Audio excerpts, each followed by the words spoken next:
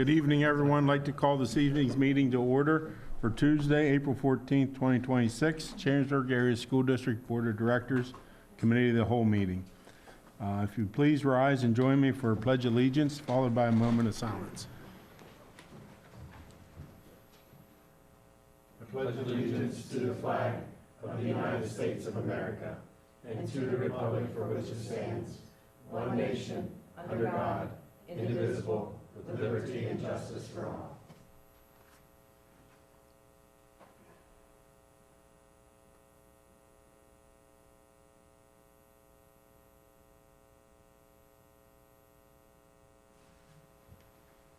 Thank you.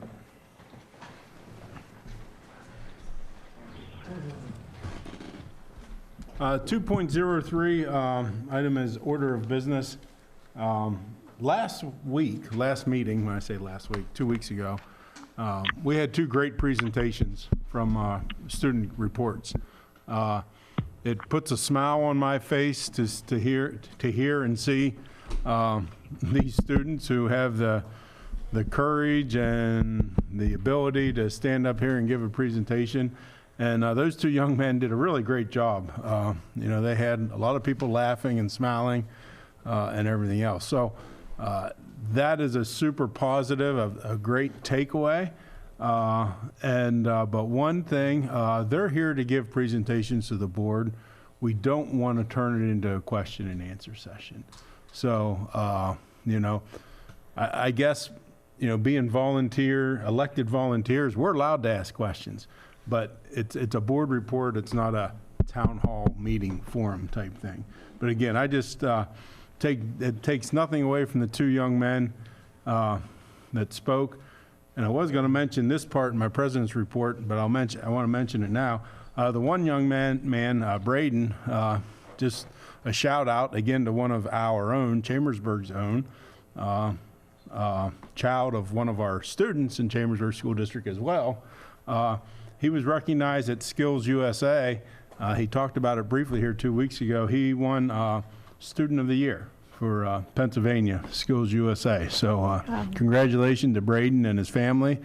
And yeah, I didn't see or hear the results yet, but I think they did pretty good.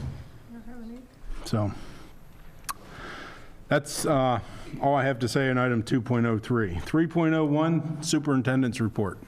Yep, thank you, Mr. Norcross. I got two major items. One is the lineup, the board you have in front of you for the rest of this school year and into the summer of presentations that'll come before the board. Tonight we have three presentations that you're aware of. In May, we will move into three additional presentations. We're in presentations season here, but you'll see a middle school presentation, not middle school, but 4th through 8th grade programming for Melissa Cashdollar. We will have 3D renderings of the buildings, so more of the fun exteriors. And then we will also have a PAYS update with the Pennsylvania Youth Survey from our lead counselor, Lindsay Leonard. So those will come in May. We will also have some approvals in May about 9th grade, all going to Cassius, and Career Tech going to Cassius in our future academy model. And then when you see down in June, we will have certainly the budget approved, but also that special meeting we talked about last time. And then we have a tentative date potentially of June 15th for another session if needed. So a busy season ahead of us. I just want you to know what's coming before you. The second handout you have is preliminary survey data. So the survey was sent out last week. We have approximately 817 responses. It'll stay open for the remainder of this week and the weekend, and then we will close it. So I'm very pleased so far with the responses. We'd like to get up over 1,000. But just a few highlights for the public and for you. I'm not going to read through all of them. 55% of the people have been living here more than 15 years. But that was pretty interesting. That's a pretty high number. There's about 30% less than 5 years. And then the others were in between. A couple major highlights. 73% of the respondents give our schools an A or B. The national average is 50. So that's a significant gap between what the national average of an A and B school is versus our community. So love hearing that. 72% believe we have a safe school environment, but we have some things to work on. And so when we got into the things to work on, They said we have to do a little bit better job at discipline management. And if we were to add more resources to safety, they prioritized out of the 4, mental health first, police officer second, metal detectors was 3rd, and then cyber safety was 4th. So again, this is just survey information at this point. Academically, very supportive of existing programs, which I was very pleased to see that, but we could use a few more interventions. So when you look across the board, they like our academic programming, they like our core and elective programming, they'd like to see more supports for struggling students. When I got to the technology, I was somewhat surprised, pleasantly, that almost 81% supporting reduced screen time for kindergarten through 8th grade. We never get 80% ratings on anything, so to have an 80% support of something is a very large number. So thank you for those who have said reducing screen time in kindergarten through 8th grade specifically. It was phrased of 45 minutes to 60 minutes for the whole day. The cell phone policy feedback so far, this was for 9th through 12 only. 54%, 55% support a bell-to-bell cell phone ban or restriction, with 15% neutral. So those 15% could go either way. So that's not too bad. I thought it might be a little bit higher than that, but we have a little work to do on that one. Career internships was our next 80%er. So Brad, your work's paying off. 80% go full force with internships for our students in the future. And one that surprised me was the 62% approximately expand pre-K programming, which is not necessarily our funding stream. It comes from the state and it's pass-through money, but there was strong support for some of that. The last one I'll just highlight, AI, mixed reviews.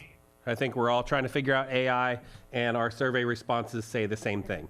Mixed reviews on whether we should or should not use AI and to what degree. So I think we're all trying to figure that one out. So thanks to everyone. We'll have another 4 or 5 days of the survey being open. We'll close it, and then we will formalize the survey results and send it out to the public so everyone can see it. That concludes my report. Thank you, Mr. Bigger. Item 3.02, President's Report. As usual, I like to always mention, we are loud tonight, aren't we? Yeah.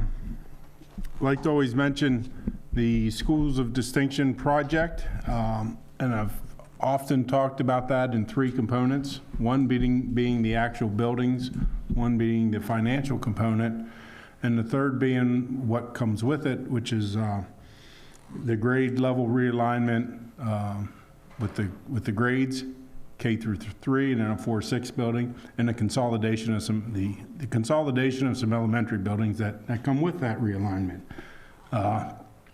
We've talked a lot as a board in the past couple months, and we will continue on the first 2 topics of this, the buildings, as we see on the layout for the future board meetings, and the financing of those buildings.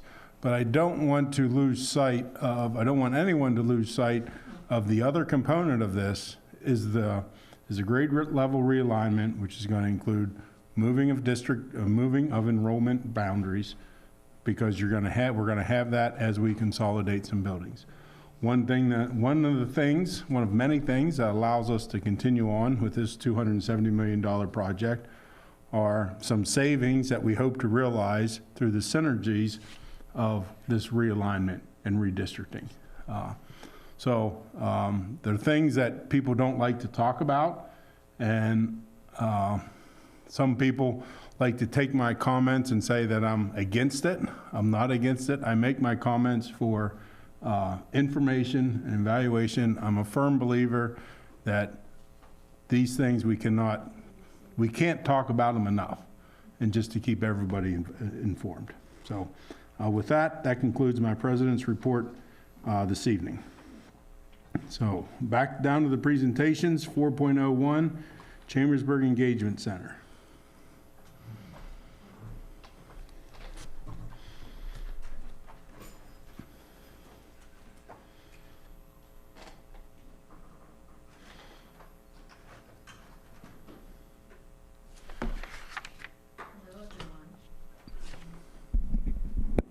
Hi. All right. I'm Andrea Mills. I'm the ESL supervisor.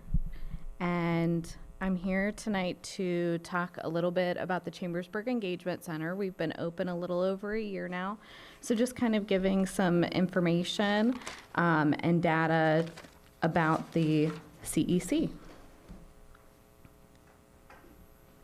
So first, I want to start with a celebration. We just recently had our one-year celebration at the CEC, and a Leadership Franklin County Community Group. That is an organization that is funded through the Chamber Foundation, and those groups get projects and they work on their leadership skills through those projects. So one of those groups actually had our event as their project, so they were able to coordinate and plan the event and work on their leadership skills. That project was guided by Lindsay Breslin and I. We had 9 community agencies there, and I also just wanted to thank the board members that were able to come. I really appreciated your support in being there, and then also just thanks again to the board for your support and helping us to achieve this initial vision, so I really appreciate it. A little bit of background about the Chambersburg Engagement Center, especially for those of you that might not have been on the board at the time that we started this initiative. Before and during the 23-24 school year, just some background, the enrollment process, the registration, was a little bit disjointed. So kindergarten registration happened at any building, which could cause a lot of confusion. For example, if your child was in the Hamilton Heights School District area, but you went to South Hamilton because physically it might have been closer to register there, some parents might have gotten confused as to where they were going. There was also a lot of turnover in the registration position prior to that time. In the 23-24 school year, this is where my part came in my role, there was a very high number of ESL students, English as a second language students, that had enrolled that particular year. Typically, we had about 100 to 150 students every year prior to that. That particular year, we had increased the ESL student body by 300 students just in that particular school year. In spring of 2023, as I was in the first year of my position, Chris and I had talked about visiting different schools to look at different programs, and we had seen a center in Washington County Public Schools that inspired us to build a registration hub for all Chambersburg area school district students. And we'll talk a little bit about more of what that looks like later in the presentation. But then from that, I believe it was July or August when the lease was signed, to January of 2025, that's when we were able to open. Going over a little bit of data from the CEC, when we initially started, I built a spreadsheet so that we could try to keep track of how many people were coming through, what types of services were offered, and we've tweaked the process along the way. But as of the end of March, we have had 1,353 families that have come through the Chambersburg Engagement Center. And then as you can see through the slide on the screen, different times we have different levels of engagement at the center. So for example, in February of 2025, that's when we started kindergarten registration of that year. Kindergarten registration of this year started in January of 2026. And then you'll notice our high enrollment time of July and August, just right before school starts. So a lot of parents coming in, registering their children, whether it's new families or kindergarten registrations.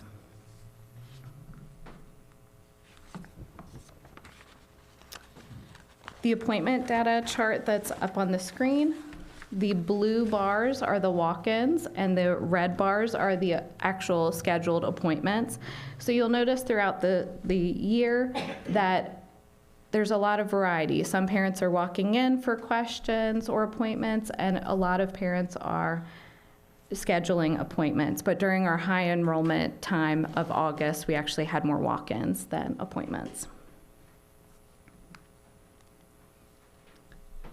We also kept track of the languages that the students prefer, or that the families preferred as they came in.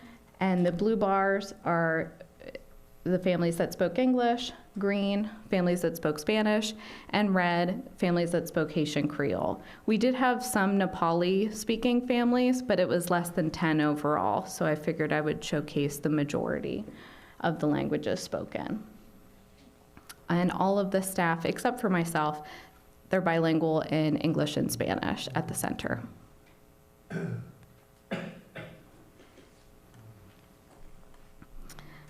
This is some data about our McKinney-Vento students. And McKinney-Vento, that's children and youth who lack a fixed, regular, and adequate nighttime residence. So students that might qualify under that McKinney-Vento Act would be living in the following types of situations due to an economic hardship or something similar, or similar reason. So they might be at a shelter, they might be at a hotel or motel, they might be living in a campground, couch surfing, or in a public or private place that's not meant for sleeping. So that's how those students are qualified. In the 25-26 school year so far, this was as of early March, there were 274 students in our district that qualified for McKinney-Vento services. And the social worker and McKinney-Vento liaison in our school district believes that our number this year will actually surpass last year's number. And then she also collected data about students that have received services through the Chambersburg Engagement Center because she's there twice a week.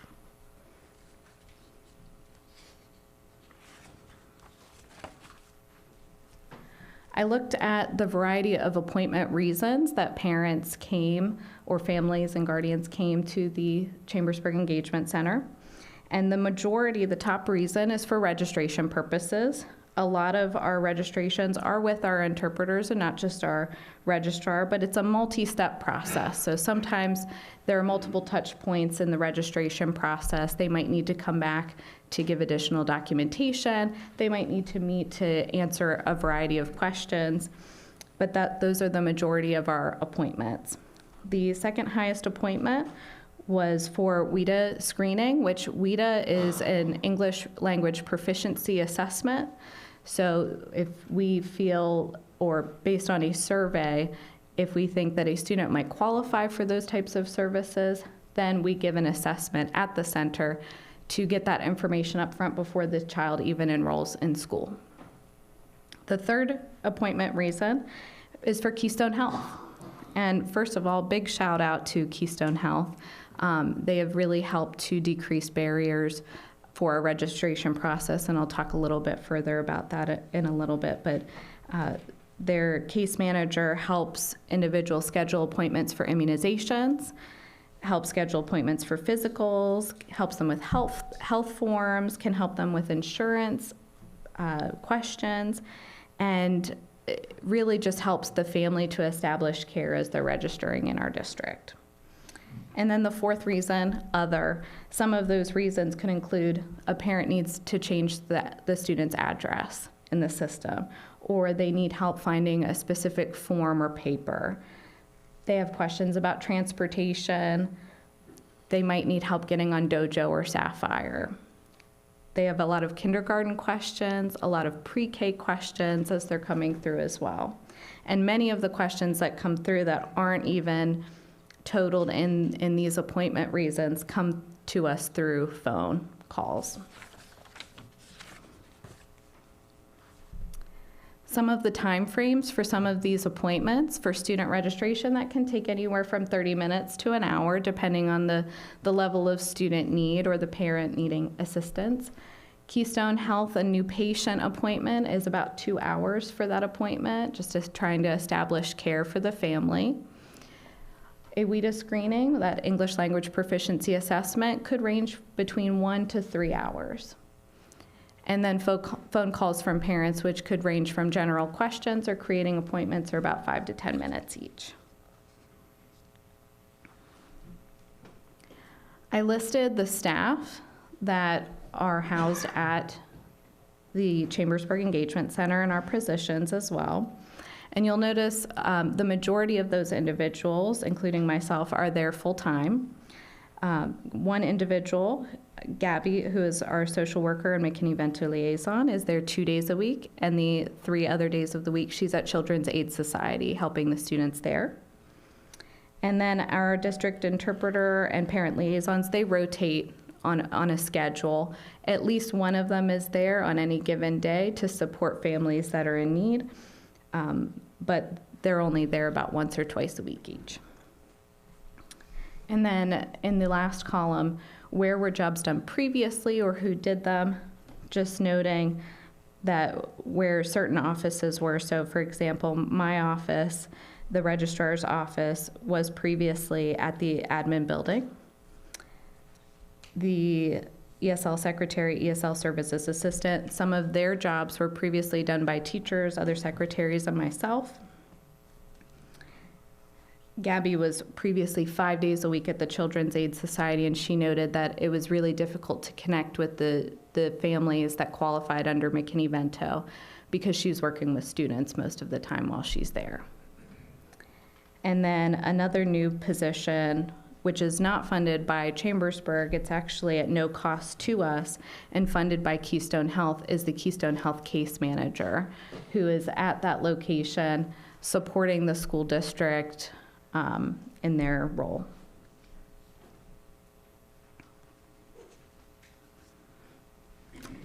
Looking at some benefits and challenges of the Chambersburg Engagement Center. First, just the comprehensive support for families. They're in like a one-stop shop for registration. They're getting registered if they need screening services, if they are struggling financially.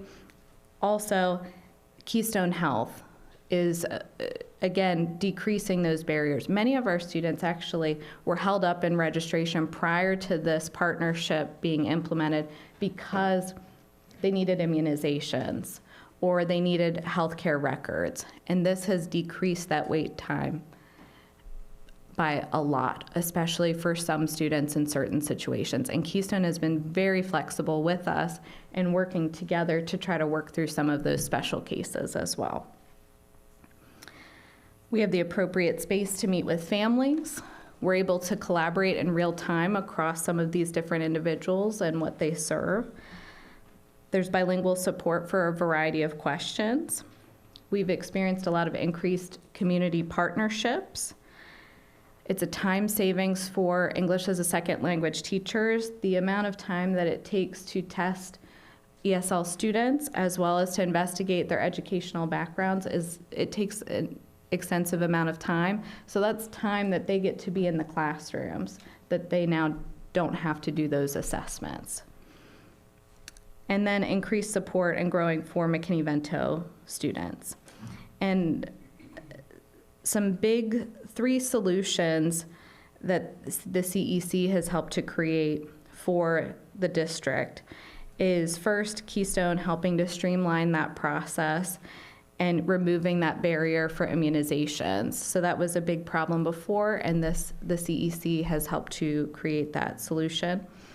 Second, the amount of teacher time that was spent on just assessing students for English as a second language services and that time savings.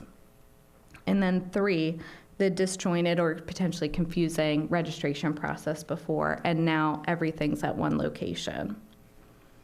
Some of the challenges of the current location are the location navigation. So if you're not familiar with that area, sometimes people try to find an entrance on the square and have a hard time finding the back entrance. We are able to see some people through the windows and get them in the back way, but for the most part, we have had a lot of success in helping our families navigate that. And then the cost of the lease, which I have on my next slide. So some options for the CEC. Number 1, whether or not to renew the lease and move to another location. The second option, renewing the lease for 1 year and moving locations within that year. The third option, renew the lease for 3 years and move location to Buchanan when that is vacated. And then just a few notes about in addition to those options. So first, all existing services will still be provided regardless of the location. Some alternate location options could be the Armory, existing schools, partnership with another location. And then just noting the annual lease is approximately about $60,000 per year.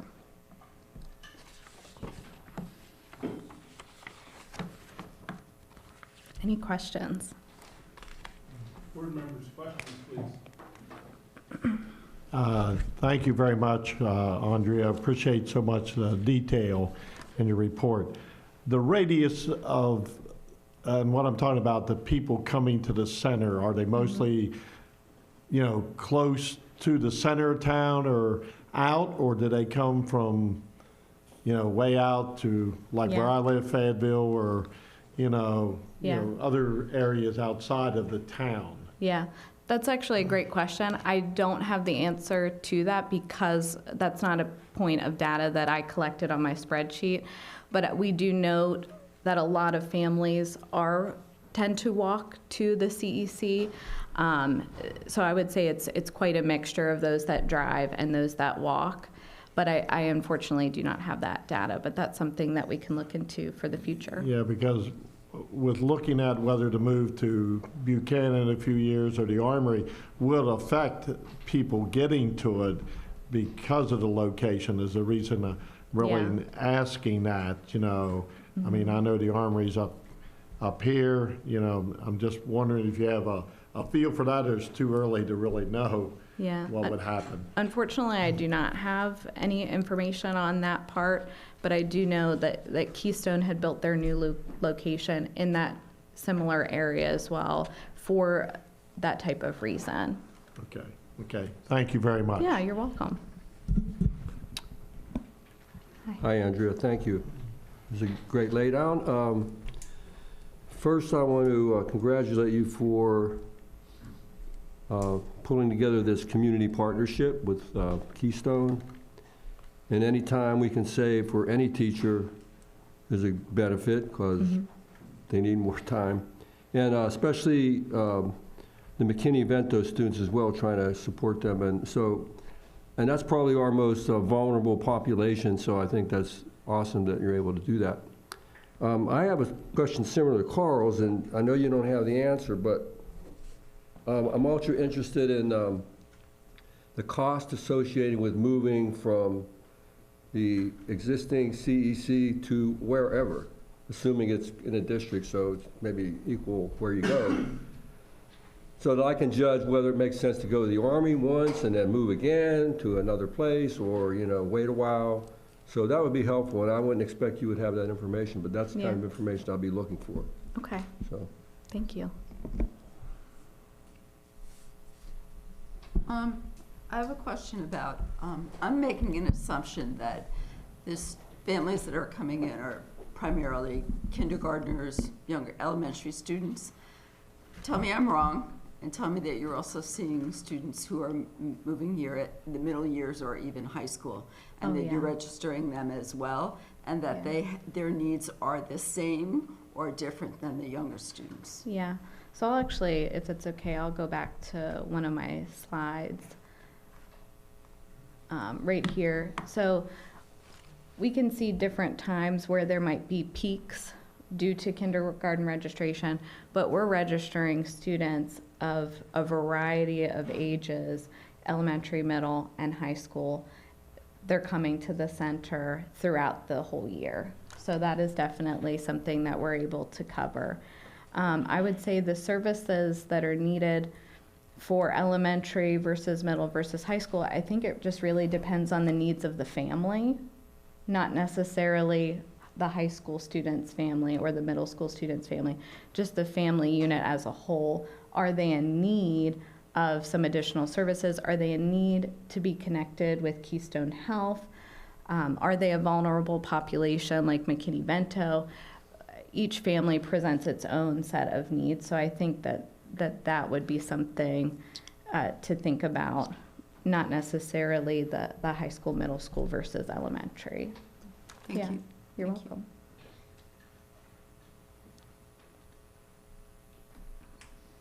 Hey, Andrea. Hi, Thank you. I thank you. was just looking at your graph there and walk-ins and appointments and all. Is it safe to assume that July and August is when you're crunched for space and time? I mean, it looks like you have a lot more people coming in those times. I would say not necessarily crunched for space, but definitely that's the crunch time for the district as a whole, just getting students registered as quickly as possible. Those that have moved in at some point over the summer are trying to get their students registered before the school year starts. Or some families that may not have thought about kindergarten registration yet are trying to get their kindergartners registered. So I would say those are definitely the peak times, and I anticipate those always being the peak times. I was just wondering if, considering alternative sites, this current square footage, I think it's 3,400 square feet, something like that, how that flows month to month and the needs related to that. Yeah, the office space is always the same. So that part doesn't necessarily change. Those that are in the offices don't necessarily change. We don't really bring in new staff for some of those peak times. We manage within the time that we have. I was just wondering the adequacy of that, how you evaluate it compared to your month-to-month needs. Is that sometimes more than you need, the same, you feel like it's fairly partitioned, or how would you evaluate that? I feel like it's what the space that we need, especially for the offices that are located there currently. That part is also something to consider as well. Yeah, and I assume the lease doesn't include utilities or anything, right? I mean, is that paid by the? The only School bill that system. we pay is for internet services. Okay, so it does include, the lease includes utilities? Yeah. Okay, And cleaning. okay, that's helpful, thank you. Andrea, I have a question. You have on there total monthly visitor trends and all those numbers. I'm assuming that you're not accounting for the phone calls that you mentioned? Correct. And could you give me just an average of maybe how many? Because, I mean, I'm just curious, because I know you have people coming in, but if you also have people manning the phones that would otherwise have to call somewhere else, I'm just Yeah. curious, with those 5 to 10 minutes, they add up over the course of a day. Yes. I am not sure how many phone calls, especially during the beginning of the school year. That would be very difficult to keep track of. I know the first day of school, the ESL secretary, Maria, was extremely busy in those first few days of school, just answering some general questions. But she answers a lot of general questions on a daily basis for parents that just need somewhere to go and aren't sure with the question that they might have, who to turn to for that information. So that's another service you offer that might not be captured on the slides that are up there. Correct. Okay, thank you. Yeah, thank you.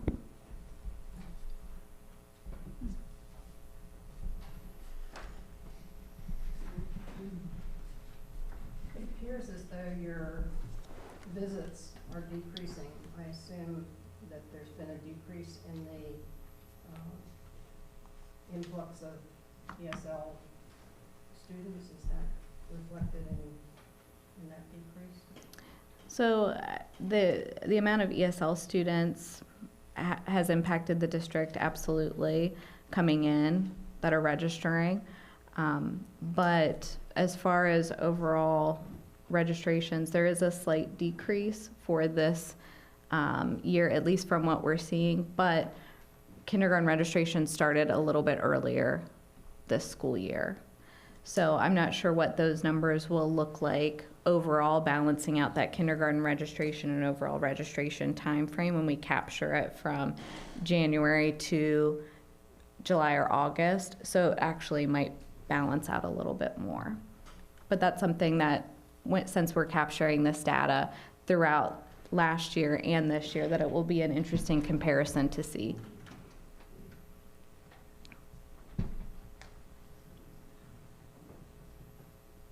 It seems like a very spacious location as far as the available space. How many square feet did you say it was? 300, 400? 3,000. 3,000?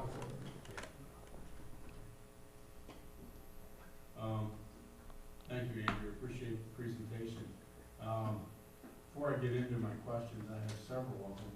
I'll start off with a note on the bottom of slide 12. Number 1, all existing services will be provided regardless of location. The top of that slide is entitled options, as now we can see. I think it's a great informative presentation about the service and the services and the mission that's being accomplished at the center. I think the board question coming up is location. Again, that's a big question. And that's where I want to go with my questions.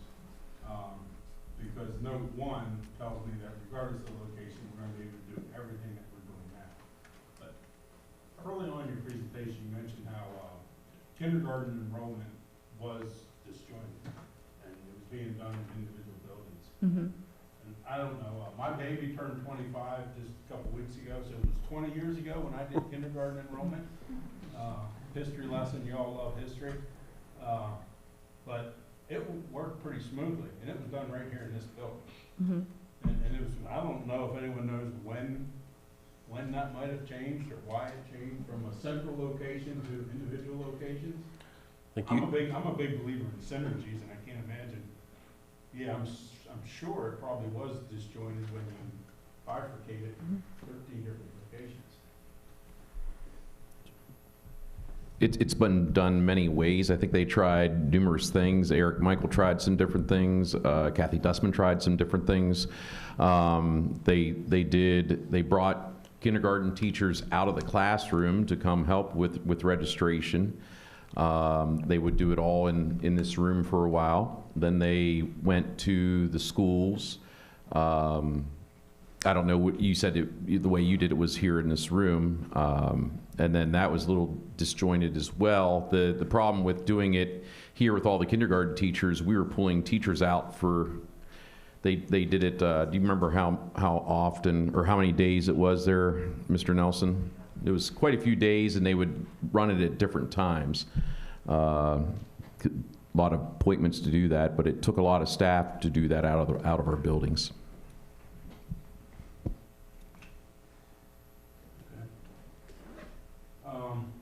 On the chart that showed the visitors, the average of 90 per month, is that like one family or one student? Say if a family. It'd be a family, so it could be multiple students.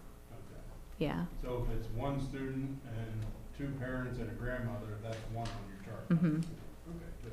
Yeah. And it averages 90 a month. Mr. Norcross, not to stop your line of thinking, but Sherry's online too. She'll probably have Okay. some questions, just to Okay. FYI. Well, I'll pause. I like pausing anyway. I don't like to run off all my questions. Dr. Dillard. Can you hear us, Sherry?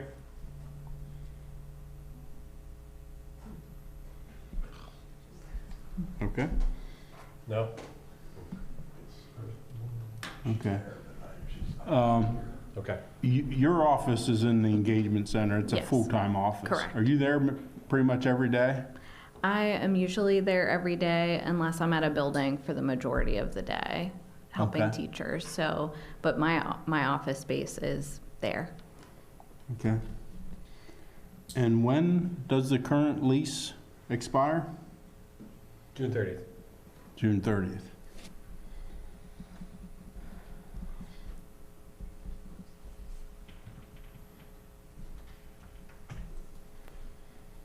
Is it possible for a 6-month lease? Is that something that the owner, is that downtown Chambersburg or Franklin County? Who owns that building? It's a joint ownership between the chamber and the Okay. FCDAC. Yeah. would they entertain Sure. 6 months? Yep. I guess, and the reason I have that question is if we're going to move, obviously, right, June is too quick. I think that would be an unrealistic expectation at this time. But if we're going to move, why wait a year? Why not 6 months? And the reason for I would be in favor of 6 months versus a year, but definitely not more than a year. I had this conversation with Chris the other day, and I'm going to go back to the schools of distinction. Right, the district's going to spend $270 million on the schools of distinction. You're going to see a budget tonight. It has a deficit number in it. I'm sure it's not as bad as what it looks on paper, and Mrs. Stauffer will explain that to us later. But on paper, it shows up as a deficit. So my conversation with Mr. Bigger was, and I've been an advocate for these buildings, and I want to continue to be an advocate for the building. However, we need to be very fiscally responsible or prudent on our other spending. If we can save a little bit of money somewhere else, then we need to do it. And if it's $60,000 a year, I say we take it, because those $60,000 a year add up when we're talking about capping our tax increase at 2.5% and spending $270 million and incurring the debt to do that. So I'm in favor of exiting as quickly as possible. I don't think June is a realistic option. She's online in case you. Go ahead, Sherry, try to talk through my cell phone. Okay, can you hear me now? Yes. Yes. I'm so sorry. First of all, I just want to say thank you, Andrea, for all your vision and pulling it together, especially with the enrollment. I really appreciate that. I love the benefits you've listed. I do. What happened with me is I basically, saw the 3-year lease, and it's $187,000, and when I added it up, I thought, wow, if I had $187,000 as an elementary principal, there's a lot I could do with that, or we could use it other places in the district. And last year I voted $60,000 for this because I do think there were needs in enrollment that you have fixed. And then I came up with the idea that in my mind, I thought, well, while the central office was being renovated, we were over at the Armory, and there's offices in there, and there's a big room in the back. I've toured it, and I thought we can save that money. And I don't think moving in the summer is a good idea, because I looked at your data, and your data shows that the kindergarten enrollment is going on in August, and I know you could even have kids registering the first day of school. Some people wait till the very end to register, and that's often a big problem. So anyway, if we make a move, I looked at the enrollment. It looks like it's a good time, like in October, to consider moving into the Armory. And I'm like you too. I really believe that Keystone has done an outstanding job in helping. There are parents that don't know how to go about getting their immunizations, and the fact that they'll give us somebody to be at that office all day is wonderful. I also found out there's two people down at the facility, the new facility down at Keystone, the Southgate Mall. They have what's called navigators, and those navigators will help anybody who goes in there. It's a wonderful facility. I toured that the other day. And they have all kinds of services, and these navigators help them with the insurance claims, with all the things that they need. But actually, I found out the immunizations are only given to the students over at the one on Norland Avenue. So there's two navigator employees over there. So you have 2 at one facility, 2 at another, and then you have a person, that is using an office in the district. So I think that they really do have a lot of help. And while I was talking to one of the navigators, if we would ever move it over to the Armory, there's a Spanish-speaking church that is nearby, and I agree with you. The current location is an alley that's really hard to find, but people do find it eventually. But it's easy to tell people that our enrollment services are behind the Y, very close to the central office or close to the high school. And I also think that I'm hearing that there's other needs out in other communities like Marion, Fayetteville, Scotland. There are needs that it's just not our downtown area. But even so, if where it is right now, people can walk over to the Armory. I mean, it's a possibility for them. But I really appreciate all you're doing. And also, do you know the number of kindergarten students out of those numbers who would be registering? I do not have that separated in the data, but that's something that I could try to Isn't look a into. class about 650 to 700? Yes. Yes. Okay, so of those, another question I had that I didn't know the answer to was, if you would, can people just enroll online that they don't even have to come into the facility at all, or is it mandatory that they come in? Because I guess it's whether you're a student on the computer and can do it or you can't. Yeah, it's not something that they have to do to come in. Some parents do choose to register online, but some families do feel more comfortable getting assistance as they were registering. For example, me, when I was registering my kindergarten student in January or in February of last year, I wanted to make sure that that process was done correctly, so I chose to have an appointment rather than register online.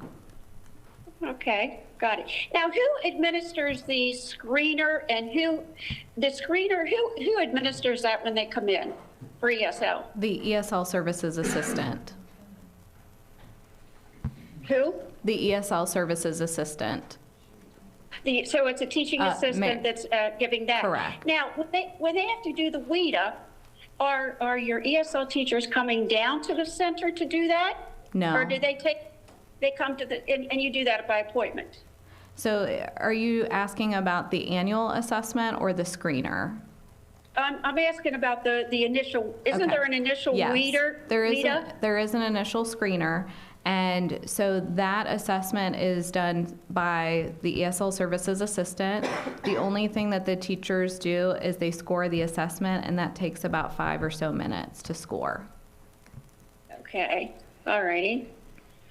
Okay, well, I've had some difficulties with being online here tonight, so if I missed that, I just wanted to say that I am concerned about the money. We paid $60,000 last year for the center, and I think it's a grand idea, but if we have space in our district that can be utilized until Buchanan opens up, I strongly feel that can really help us out. But thank you for putting together such a wonderful presentation and actually pulling together all that data.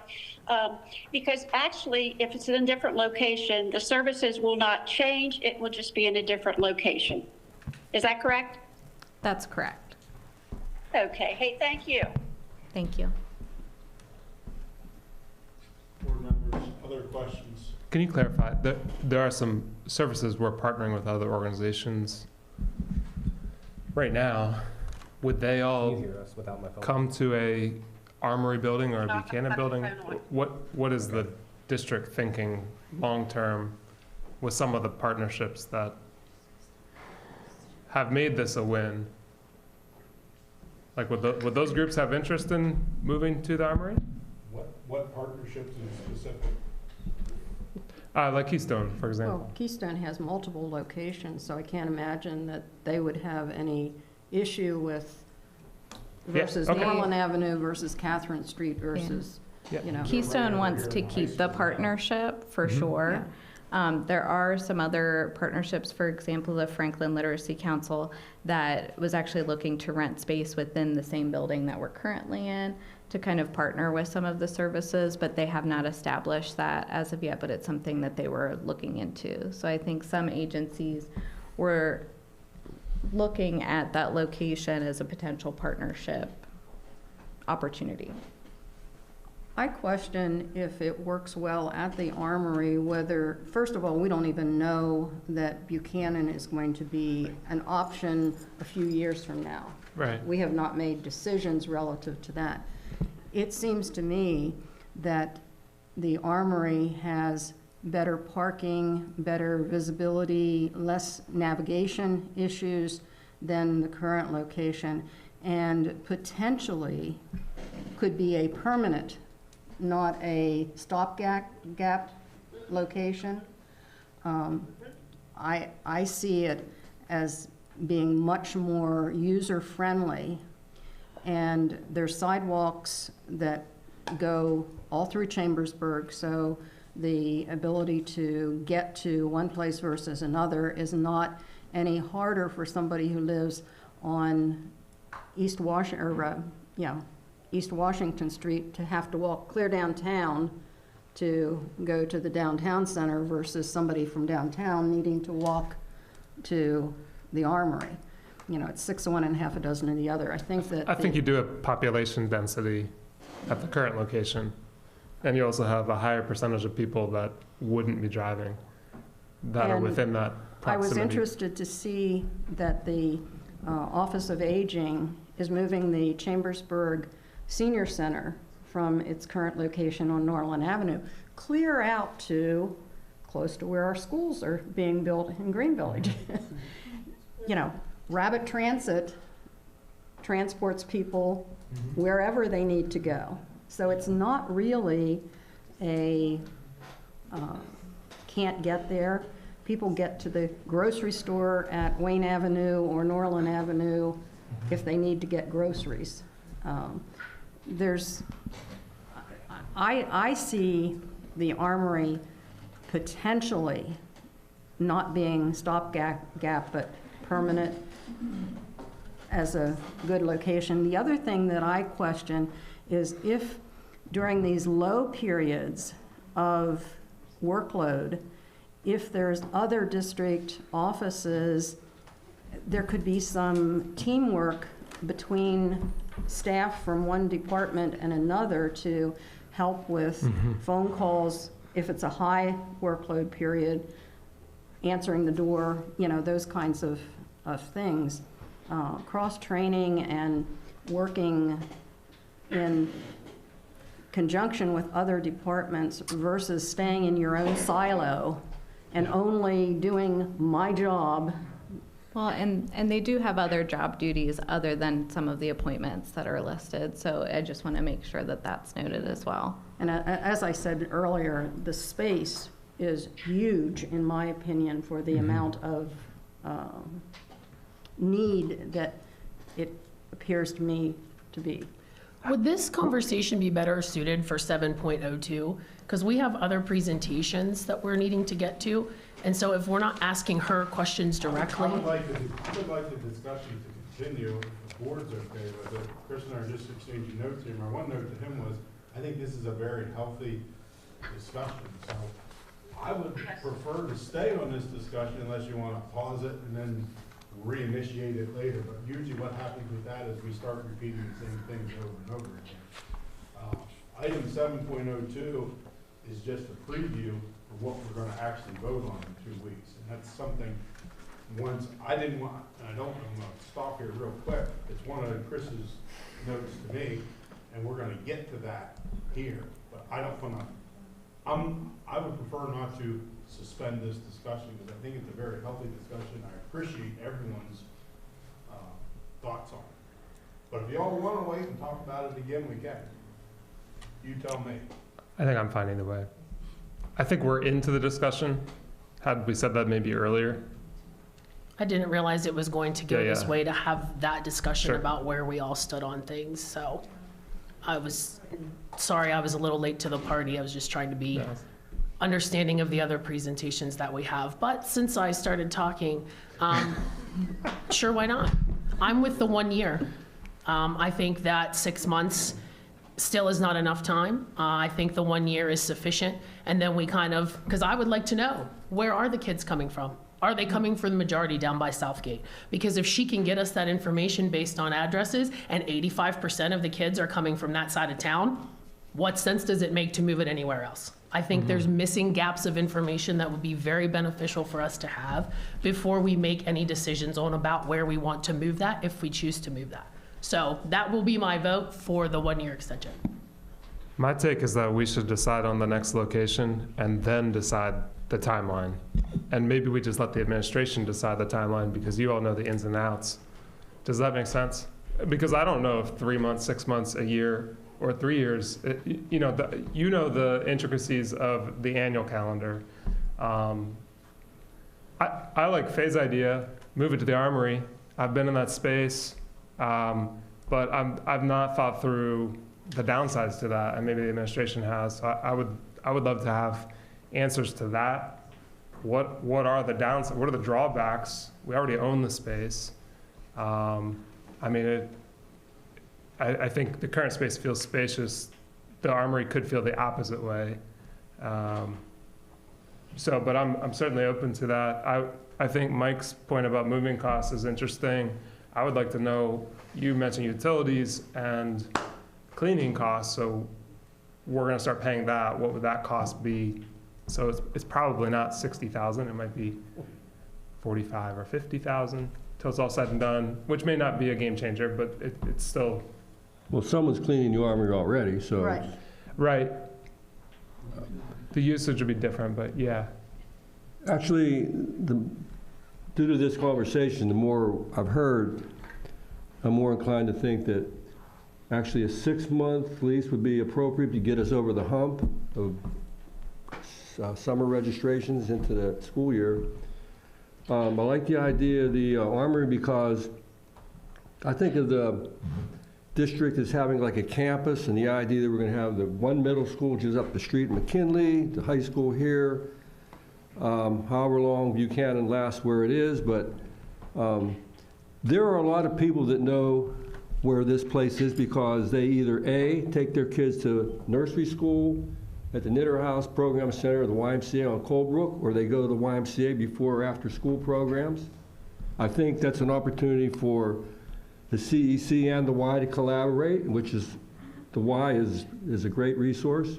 Mm-hmm. And potentially that could be the permanent home of this CEC, because wherever you move it, you're going to have to do some remodeling anyhow and buy furniture and all that stuff. So it may be appropriate just to cut to the chase and ask the district to work on the schedule, but maybe the Armory is the place to go. To Stephanie's point, whenever you get to 7.0, the number one item is month-to-month lease and move to the engagement center to the Armory in the fall of '26. Month-to-month to me means that it could be 6 months, it could be 4 months, it could be 8 months. And so I would suggest that month-to-month is probably the way to go to give administration the opportunity to work with the space that is available. And maybe it can be done by September, October, but maybe it might not happen until April. You know, I don't think we should be tying their hands to a fall of '26, but I also see that the month-to-month gives that flexibility versus saying a 1 year, and then we're tied to a full year. I kind of lean toward if. Hold on. Hold on, man, talk to the other. Go ahead. Either way. Phone guy here. Go ahead. Go ahead. Oh, okay. Well, I like using the data because the data that has been presented to us has been extremely well done. The data shows that the end of September is when the enrollment is starting to be at a low point. That's also after maintenance has had their summer to get all the schools, up and ready to go.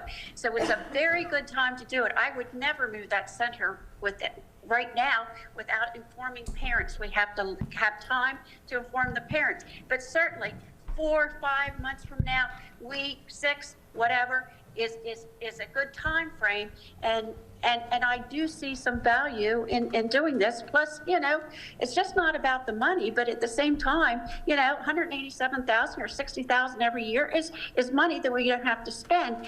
And as I'm thinking about the Armory, we're already paying for the electric over there. The electric's on. I don't think they have any of that shut down. Maybe I'm wrong, but the utilities are going to be the same as what they are currently. So anyway, I did wait till it was brought up at the very end because I was afraid I was going to be off the phone, and I did have some comments. So thank you for having this discussion now. Well, and Hold on, Mr. Rager. Go ahead. I was gonna, if we don't know where we want them to move, I personally would rather not see them move twice. So if we think that the Buchanan is a possible destination in the end, is like 3 years from now, I don't really like the idea of them moving in 6 months or a year, or whatever time. I think the administration should decide the timeline. But I personally don't like the idea of Andrew having to move her staff in 6 months and then 2.5 years later having to do it again. They just got set up not that long ago. I mean, we don't even have 2 years of data, so we don't even see trend. You know, there aren't firm trends yet, year over year. So, Mike made the reference to the YMCA and the ARC program. We also have much closer to the Armory, the pre-K program at the Old Stanley daycare that many of these families probably are utilizing in addition. Andrea, how challenging would it be for you to potentially be able to get us information on to see if the people that are utilizing the center are spread out across the district or centralized in I can maybe a find certain that. area? Because we have That the would really student help names, me make a so- decision about whether I'm in favor of moving it from its current state. So Yeah. if that's something that you could get for us in a, in a Yeah. fashion, I would really appreciate that. Yeah, Thank you so much. absolutely. And I assume they are open to a month-to-month lease. I've been in conversations that they know some changes coming and they're open to whatever ideas I go back with. Okay. Because the other option is probably nobody, being in there for a period of time. So yeah, Okay. they'll work with us. They've been great to work with so far. Okay, thank you. I'm in favor of the Armory. Excuse me. I'm in favor of the Armory, and I go back to the presentation that the board had several months ago by Dr. Long when we were talking about where will the new middle school be. And I think I asked the question, where is the geographic center of the district? And he said, right here, Camp South is the geographic center of the district. And that when we were talking about Camp South or North, which one's better? And this was the sweet spot. And again, we're spending a lot of money. Any money we can save, I think we need to do it. We're in a bit of a tax and spend situation, and we're taxing because we're going to do this big project, but we need to be very cautious on what we spend and how much we spend. And every bit we can save helps. Even if it's $45,000, if we find another $45,000 somewhere, that's one more teacher. That's where I come on this. I'd just really like to implore my fellow board members to see what the data is that Andrea brings back. And if it is centralized and everyone is utilizing it, I'll be the first one to say about moving. But if we do happen to get the data and it is clear that that is the place that is mostly the hub of where the people are coming from, I just ask that you please reserve any solidified ideas about where it should be until we see that data. I'll be the first one to move it. If you say that there's people from all over, by all means, if this is the center of the district. But if we could all just maybe wait till we see that data to solidify who's actually utilizing that, I would just implore my fellow board members to keep that in the back of your mind. How far are we? 8 blocks away? If you live on the south end of town, it's probably a wash. If you live on the north end of town, it's probably a little bit further. I mean, keep spending money if that's what you want to do.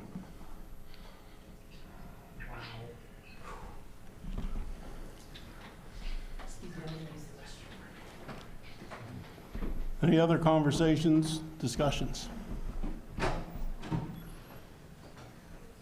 Okay, you're pretty good, Chris? Yep. Okay. Item 4.02, secondary programming. Mrs. Luffy. Thank you. Thank you.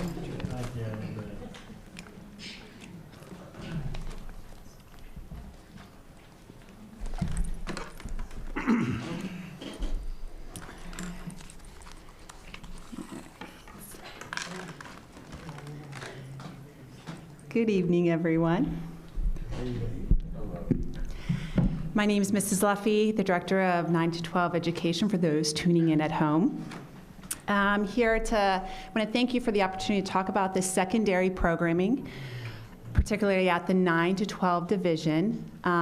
We are really focusing on the academy model this evening and how that could be very transformational for our students in receiving a high-quality education that they're not used to experiencing perhaps at this point. So a few months ago, you might remember that I talked about some changes that were occurring at the 9 to 12 division and how some of these changes are actually setting the groundwork for moving forward with the Career Academy model. So we have aligned the Career Magnet School, the Career Tech Center, and Cassius schedule all to be on the block schedule. We also are using similar resources with Schoology and iPads, and then of course Mr. Renise and his new leadership revitalizing Cassius culture at the high school level. Before we dive into the academy model specifically, I would like to just review the 3 pathways that we are looking for all of our students to have success. So in 27-28, not next school year, but the following school year, the plan is that all 9th graders will go to Cassius for the 9th grade academy to experience one Trojan community.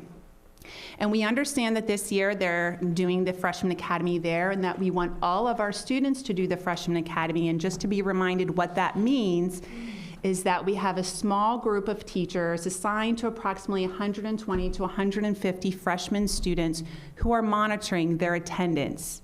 They're monitoring their grades. They're monitoring their behaviors. They're having counseling meetings with the teachers. They're having parent meetings with the teachers. So we have this small cohort of 9th graders being closely monitored so that they don't fall through the crack. We have a decrease in discipline. We have increase in grades, less failures. This is a positive result of the Freshman Academy. And so in 27-28, all freshmen will experience this. When those students become sophomores, they will have the opportunity to go into the Career Academy model, a Career Tech Center placement, or the Foundational Studies.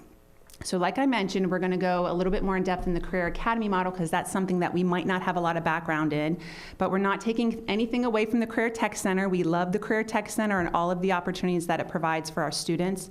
And to explain the Foundational Studies a little bit more, these are students that perhaps may not be interested in one of the Career Academy models or attending the Career Tech Center.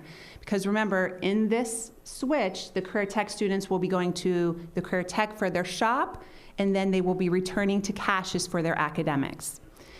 The Foundational Studies are the students that are not interested in any of those 2 options. These students will be having a well-rounded experience, very comparable to what you would have right now. Those students can select a variety of different electives beyond their core classes. They could take art one year, music the next, culinary the next, tech ed the next. So they have a well-rounded experience, which is beneficial. However, they may not need the focus of a Career Academy or a Career Tech Center because they may already know their path. You've heard a lot of push from Mr. Ocker in doing the Zello programming. Maybe these students already have their path identified, and so they don't need that additional support. If you have any of the students or know any of the students that would be an all-day advanced placement, AP or IB student, they also would be in the Foundational Studies. These students that are taking those higher level courses and very rigorous courses would almost be in a self-selected cohort of students that are going to be in the Foundational Studies. When we talk about the Career Academies, we're going to be providing a stronger career foundation for our students. So they have a cumulative sequencing of courses. They're going to be able to earn credits and credentials from the industry that make them more marketable, and they're going to be obtaining an internship experience during their senior year. When we offer these programs, we're going to be offering them at Cassius and the Career Magnet School, so there are parallel programming, not necessarily competing, like offering one academy at Cassius and 7 at Career Magnet School. They're both going to be able to offer 4 career academies. When we look at what that academy day looks like for the students, we're going to be looking at what the Career Academy consists of. We are hoping that there are 480 students at both the Career Magnet School Academy and also 480 students at the Cassius Career Academies. And then within each of those separate career academies, we're hoping that 120 to 150 students are within those academies. And then within that, we have grade levels, 40 to 50. And then specifically for those specific courses, we would have 20 to 25 per the cohorts. So we would be having 2 cohorts per grade, 3 grades. So we would be having 6 groups of students per academy, and of course the 4 academies. When we look at the actual school day, the academic formula down there consists of 2 career classes.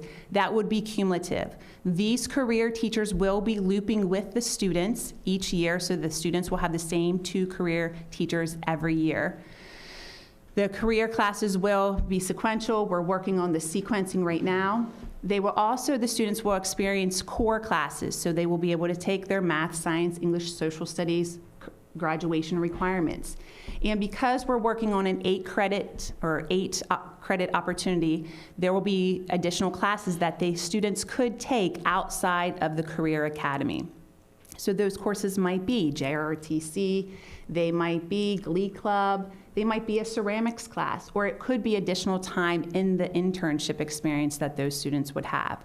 And from that career academic experience, those students will be able to get some college-level coursework through their advanced placement courses and hands-on experiences from their internship experience.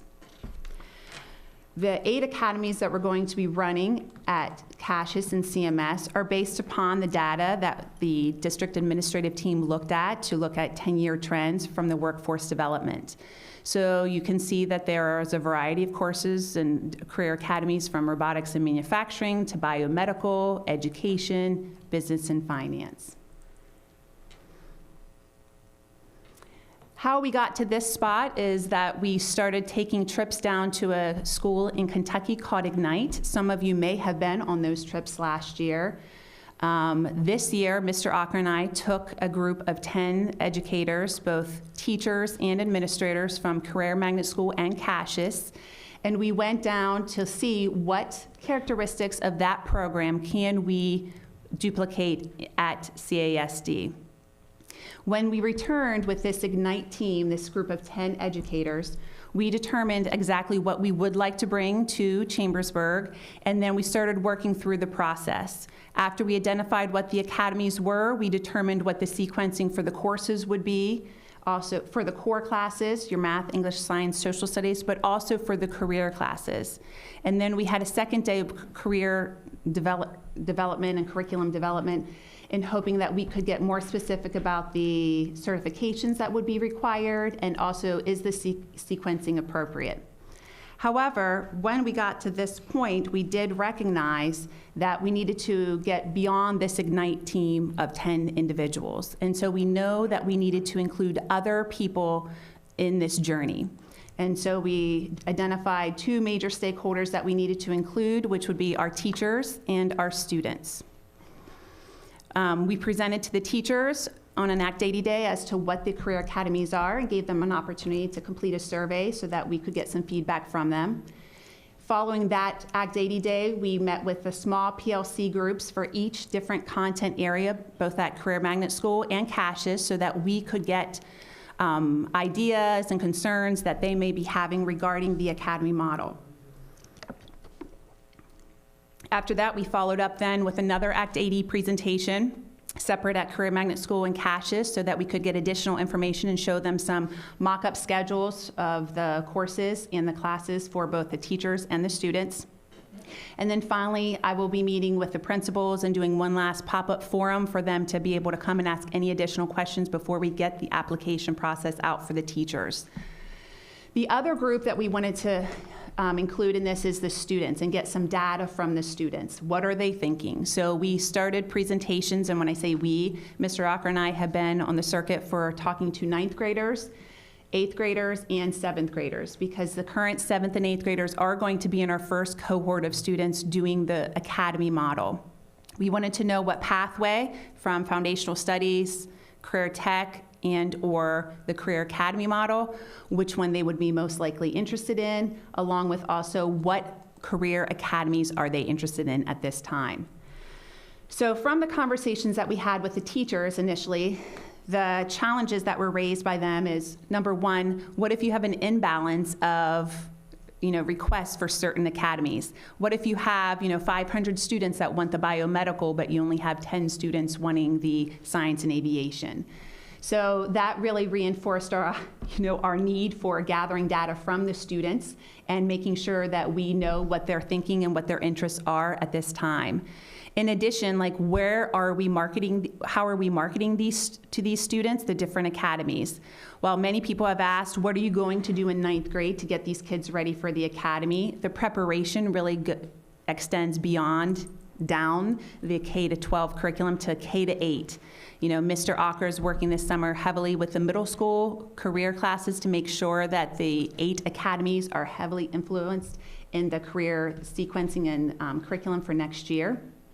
But we need to make sure that we are advertising and marketing these academies so that there is a high interest in all of the academies. Also, meeting the diverse needs of all of our students. When we met with the math groups, particularly both at Career Magnet School and Cassius, the teachers indicated that they were concerned about the level of the math courses offered to the students. They didn't think that this necessarily matched the percentage of students and the group of students that we're targeting.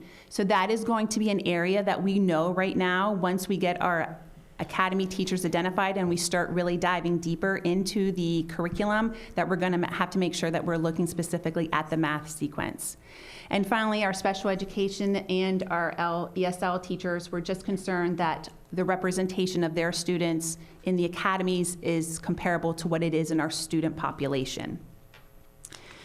The data from meeting with the different teachers and getting some surveys back from them, as you can see on the chart on the left-hand side, the Cassius feedback, 40% of the teachers indicated they'd be interested in a career academy. Around 40% indicated they would be interested in teaching foundational studies, which is the general, high school experience that they have right now, with about 21% teachers indicating they would be interested in remaining in the freshman academy. The top academy choices that they would like to teach in would be the biomedical, computer science, and education.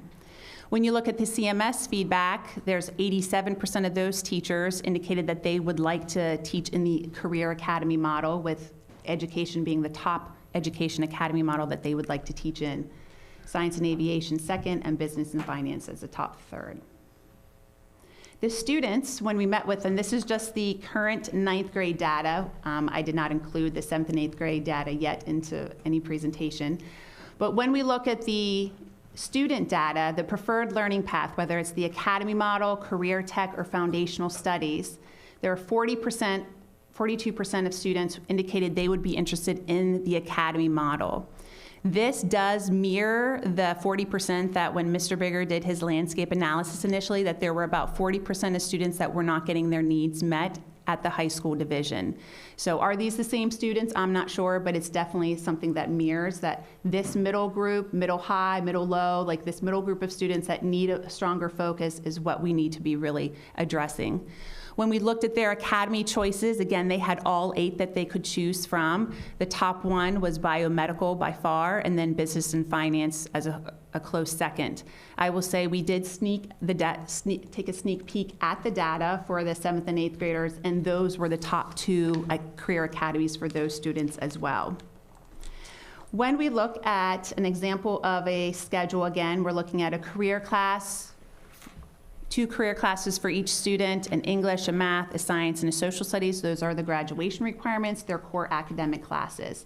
Again, we're talking about a total of 8 classes per day or 8 classes per year, so there would be time for other classes outside of the career academy. When you look at an example for the 2 cohorts that would be working within the science and aviation, you can see the different grade levels and the different career classes that would be offered. And then there is a difference in the level of courses for English, math, science, and social studies. If you do notice in the cohort 2, there are more AP classes gearing up for these students to be able to earn some college credit in the career academies.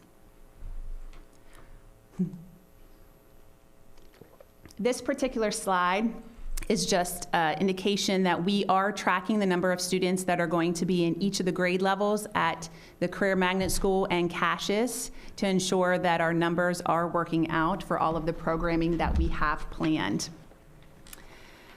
The implementation timeline. Next year, we're going to be preparing for all of the ninth graders to attend Cassius and finalize the Keystone preparation for students to be able to take those required courses in 27-28. And obviously, further our development of the academy model with our community partners and the experiences we can offer our students. In 27-28, that's when all of the ninth graders will come to Cassius. All of the students will begin to take Keystone exams in ninth grade, and our final preparations for the academies and career tech changes in the following year will be occurring.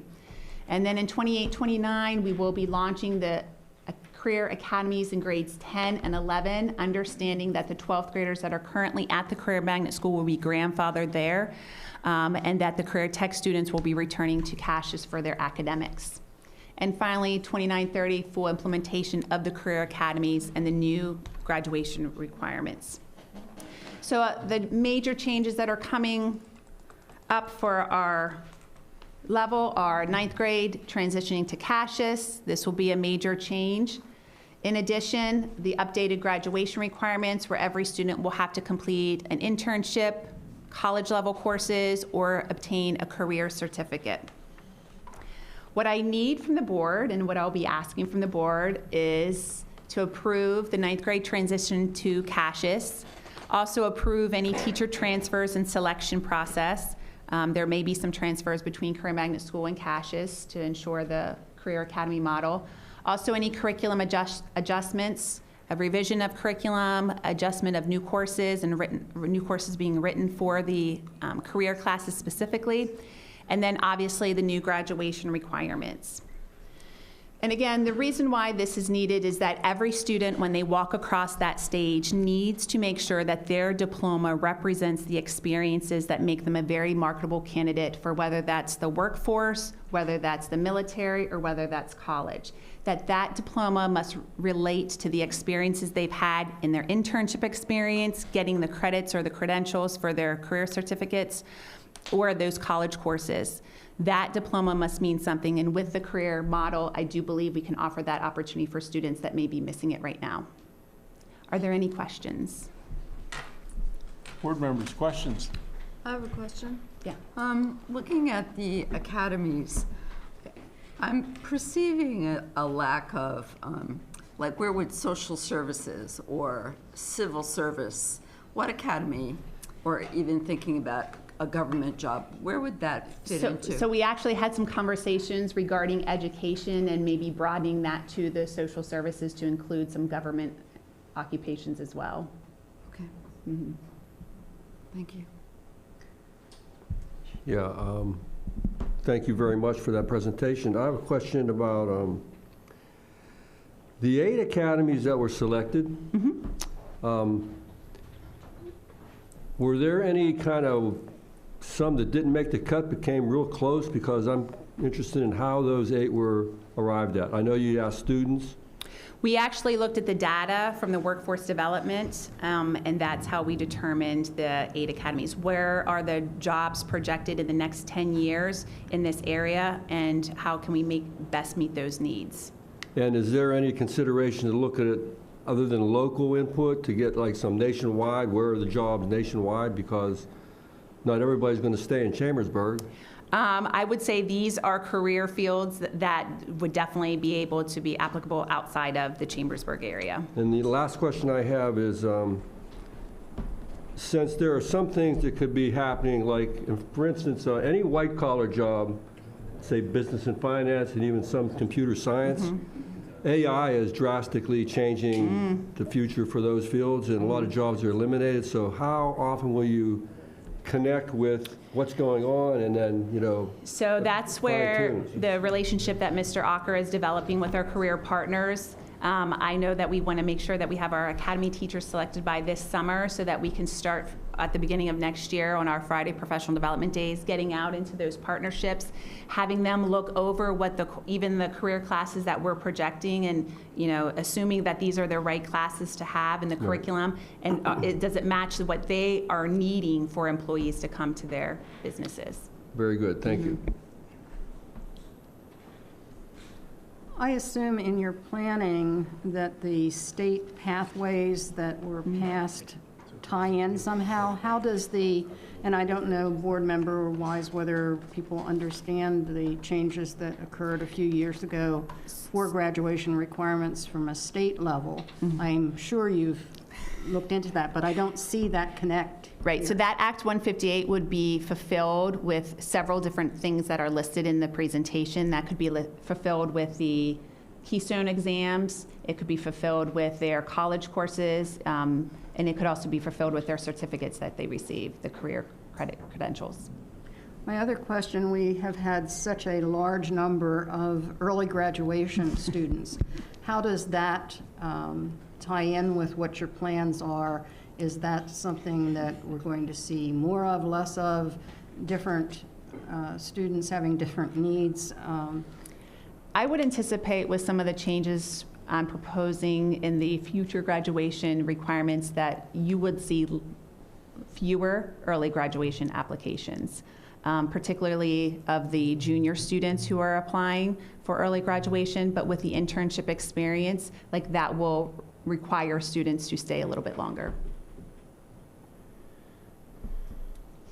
Okay, so that they would be required to stay for that internship. For instance, right now, it appears to me, at least, that with career tech students, sometimes they opt out of their final semester at career tech. Will that not be allowed in the academic model? So when they opt out of the career tech selection, they actually have already completed all of their graduation requirements. So with this, the graduation, proposed graduation changes, they would have to be making sure that they do an internship. And so a lot of those students have not completed their internship at the Career Tech Center. So they would have to make sure that they have completed that before they graduate.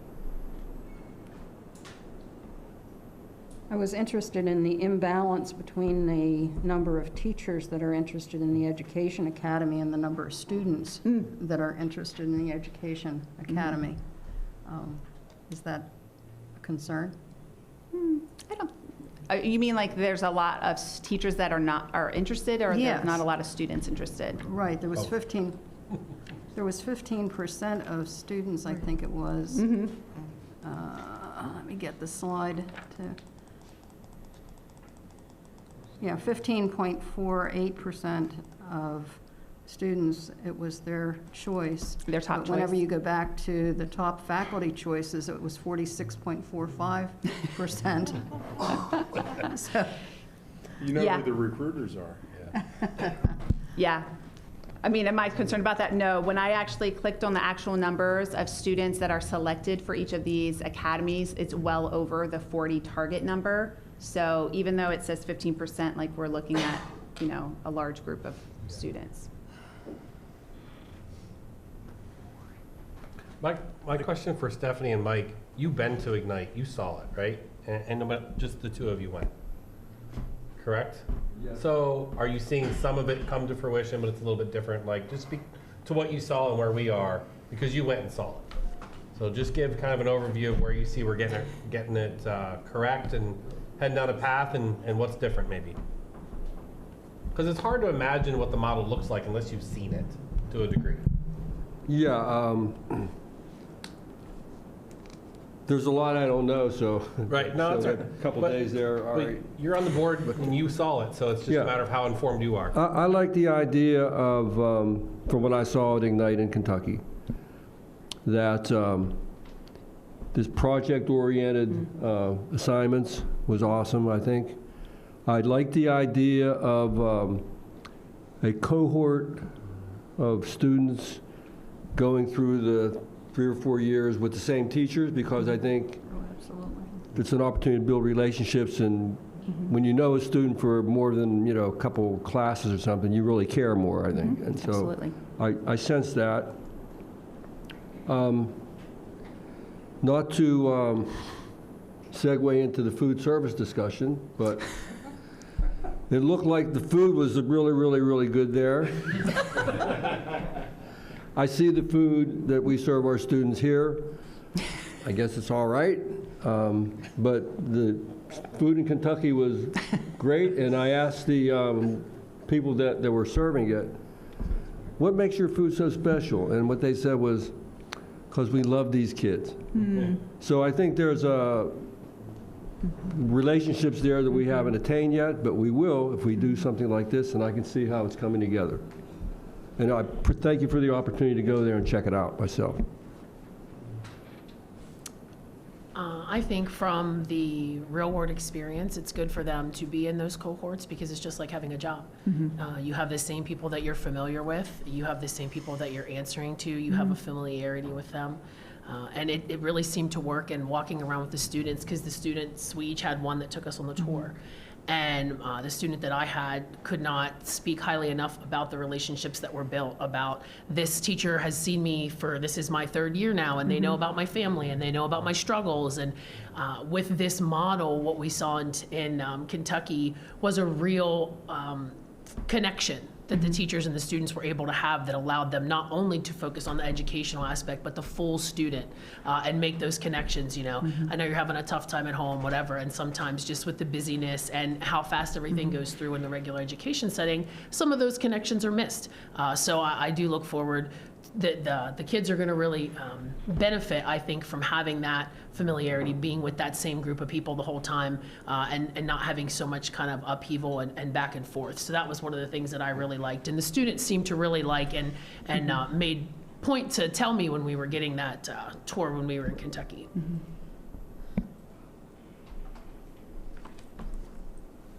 So my question or comment is very similar to Mrs. Gauss and Mr. Hadig's question and the slide that we're looking at.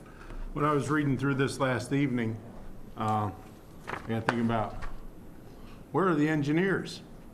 That would However, I'm going to answer my own question, right? You know, manufacturing, that would be a mechanical engineer.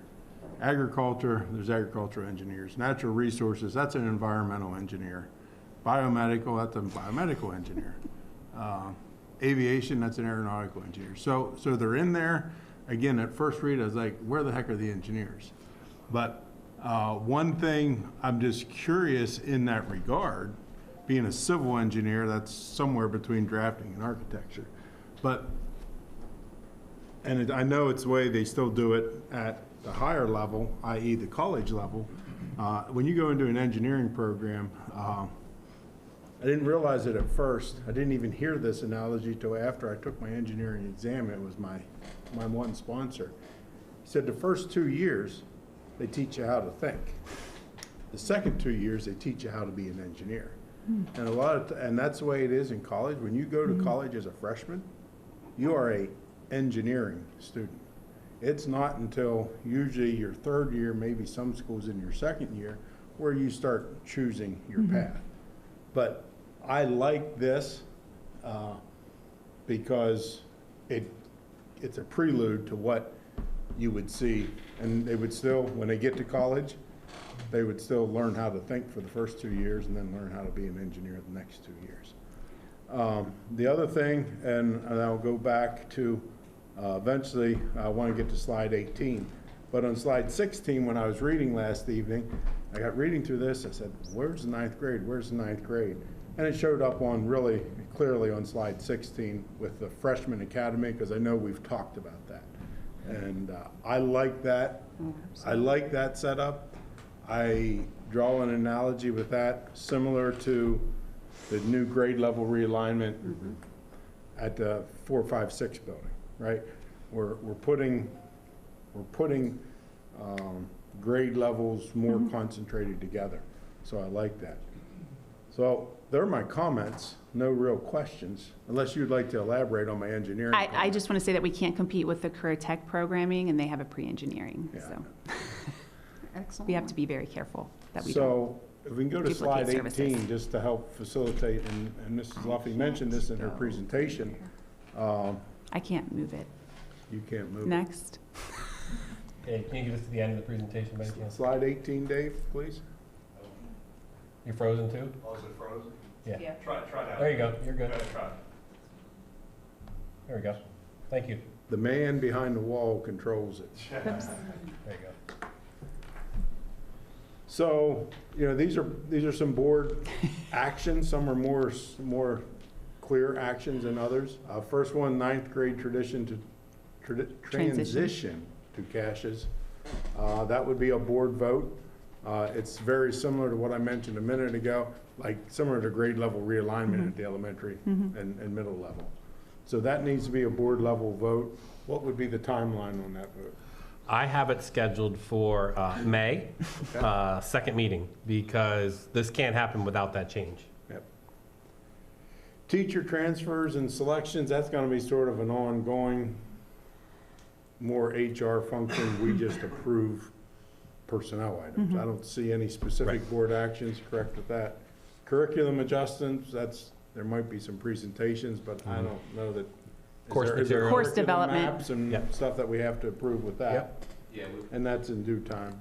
Yeah, some of the new career courses. And then the last one, the new graduation requirements, that'll require a vote on the administrative regulations. Can I ask a question relative to that? Yes, ma'am. When you talk about the industry certifications, who would be awarding those certifications? And would that be a separate testing protocol? It could be, do you want Brad to answer that? You can, if you, yeah. Do you want to answer that? Well, it depends on the certification and credential that they're seeking. Each of these different academies are providing the structure to prepare the students. So for instance, in science and aviation, we would be going through a drone certification, which is, I think, Flight 107. I think that's the actual number, but essentially they would be providing that. We wouldn't as a district because we don't. Who is they? It would be the aviation. I don't know the exact term, but it would be somewhere, an organization that's involving the aviation world. Same thing with like the manufacturing piece, anything that we're dealing with that, like OSHA 10, those would come from manufacturing association type organizations. So these are credentials and certifications that would be recognized through the state and as well as the federal government. Okay, thank you. Other questions? Is there a cost associated with those? Are they paying that? Are we paying that? How's that work? We haven't gotten down that path yet. Well, that too depends, because we are working with developing partnerships, for instance, with the Dairy Association of the Pennsylvania Dairy Association. If students complete certain courses through our agricultural academy, the OSHA 10 is completely free, and you'll see that in your next board update. We actually have a student who's doing that right now to pilot it for us. So. What we learned at Ignite is some internships are paid, some are not paid. Some industries are more funded and they can pay for the certifications, others are not. So I don't think it's going to be a consistent feel because the industry is providing a lot more support. The Act 107, it's a Federal Aviation Administration licensure. I think there's a lot to like about this. I think the world is changing rapidly, and we cannot ignore that.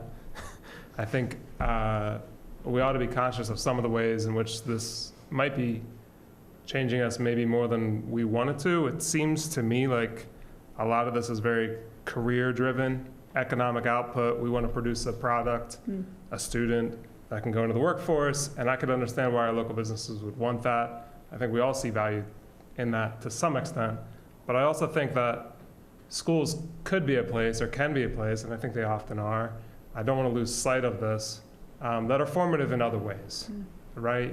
When we talk about character, when we talk about interacting with people, when we talk about community service, that doesn't come through in a big way here. And that doesn't mean that you're ignoring it. That's not my point. But I think we just ought to be conscious of the ways in which there are possibly some drawbacks to this model so that if we move forward, that is with those things in mind and they're heavily integrated in other ways. I think like, art and music and drama are amazing, and I want people that are in the ag world to love music. I want doctors that took the time to understand ethics, not just to like go through their credentials. I think that education ought to be a place where kids are allowed to explore, to think, to dream, to just be. And I'm a little concerned, one, because I know that there are lots of kids in ninth grade who have no idea what they want to do. You know, and so I think there's a lot of value in exploring, right? And so I do think there are kids that this is amazing for. Don't get me wrong. But I would love to see all the kids being able to explore, and I don't think that that's sufficiently happening at the middle levels yet, because they're not old enough to really do that in the deep way that you can do it at the high school level. So I do think there's some gaps in things that are offered. It's never going to be perfect. You're not going to, you know, if you have to narrow it down to 8.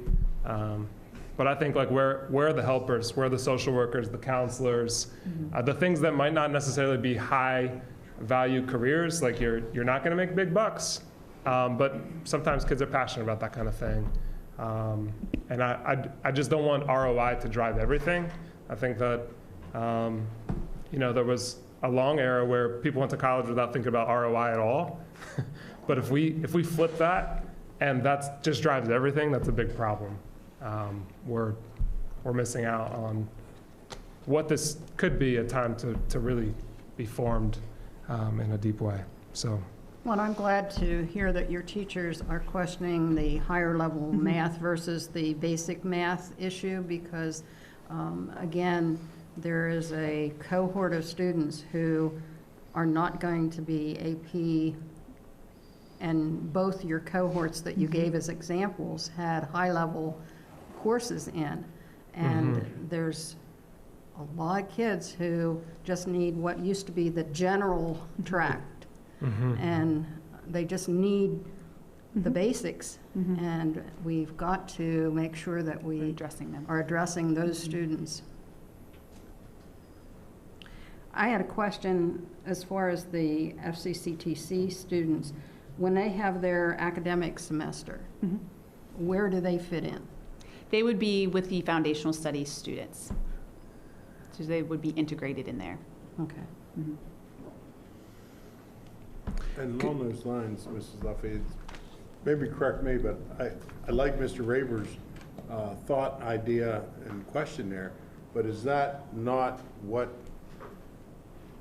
some of the financial studies branch would be? Foundational skills. Foundational studies? Yes. Yes. Yeah. Yeah, so there's still a place for those. Yes, there's still a place for those students, and that's the, you know, if we go to, if you look at slide 3, that's the purple line. Yeah. Right. What I don't want is kids that end up in the academies to all of a sudden miss out on all the things that are in the foundational studies. Is what I'm getting at. I think the concept is amazing overall. Right. Just to be clear. So I did have a question. Can you clarify? Somebody made a comment. Maybe it was Ed. About there are ways in which if Career Tech is doing something, then we are limited in what we can offer. Did I misunderstand? So like engineering was the example. We don't want to duplicate services anywhere in the county if we can not. Okay. So we wanted to pick programming that didn't follow Career Tech. It's different for obvious reasons. Yeah. And that was part of the decision making in addition to the Workforce Development Board, the high priority occupations, the South Central PA groups that come together and say, look, these are the jobs in high need that have a high return on investment or priority occupations. Here's what Career Tech offers, and here's what we can do. Because I think some of this does overlap. I think that's where I'm a little bit puzzled. A little bit. So even they have pre-K, like education, like, you know, right. But like we have to be more broad, like K to 12, you know, where they're like the pre-K. As I look through these academies, I think it has utility also. I can see I know when I was getting out of high school, I chose a field, but I didn't really have any information on it other than what I researched myself. So to actually be within some of these fields and these academies, I think it's really going to help a high school student make a great decision, know what direction they want to go.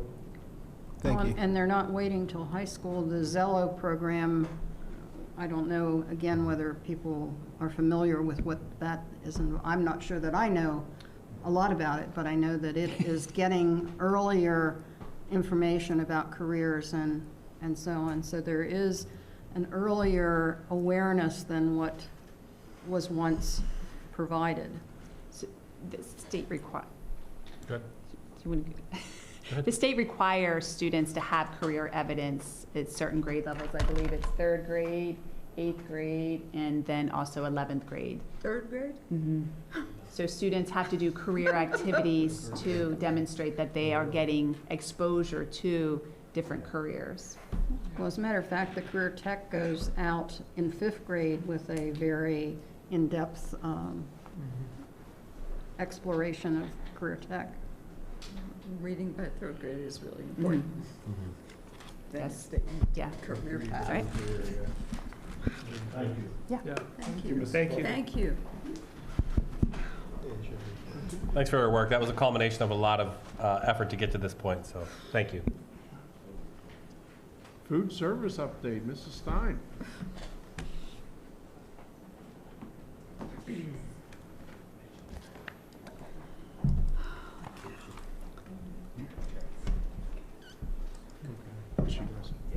Okay, can everyone hear me?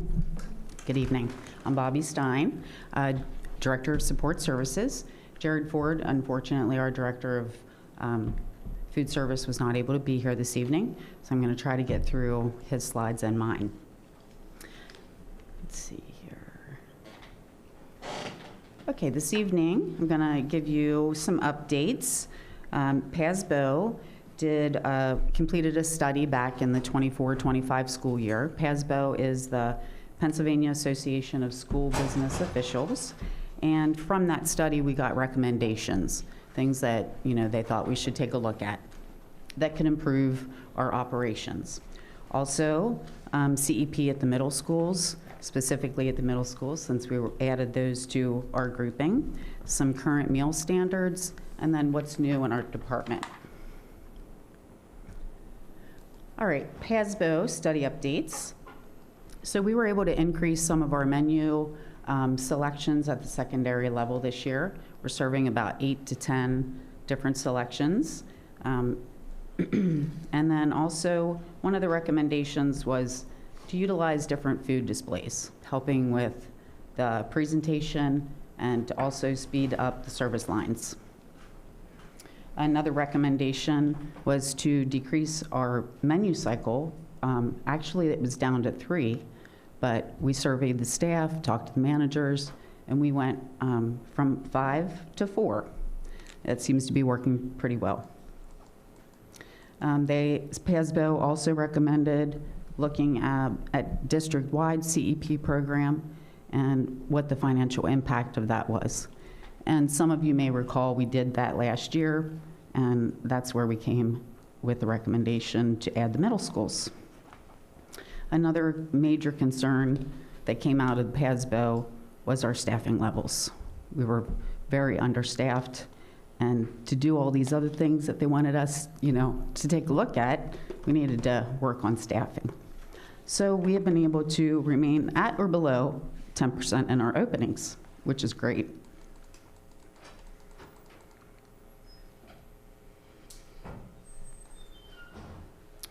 Okay, so this is some really exciting news, and this is based on our meals served.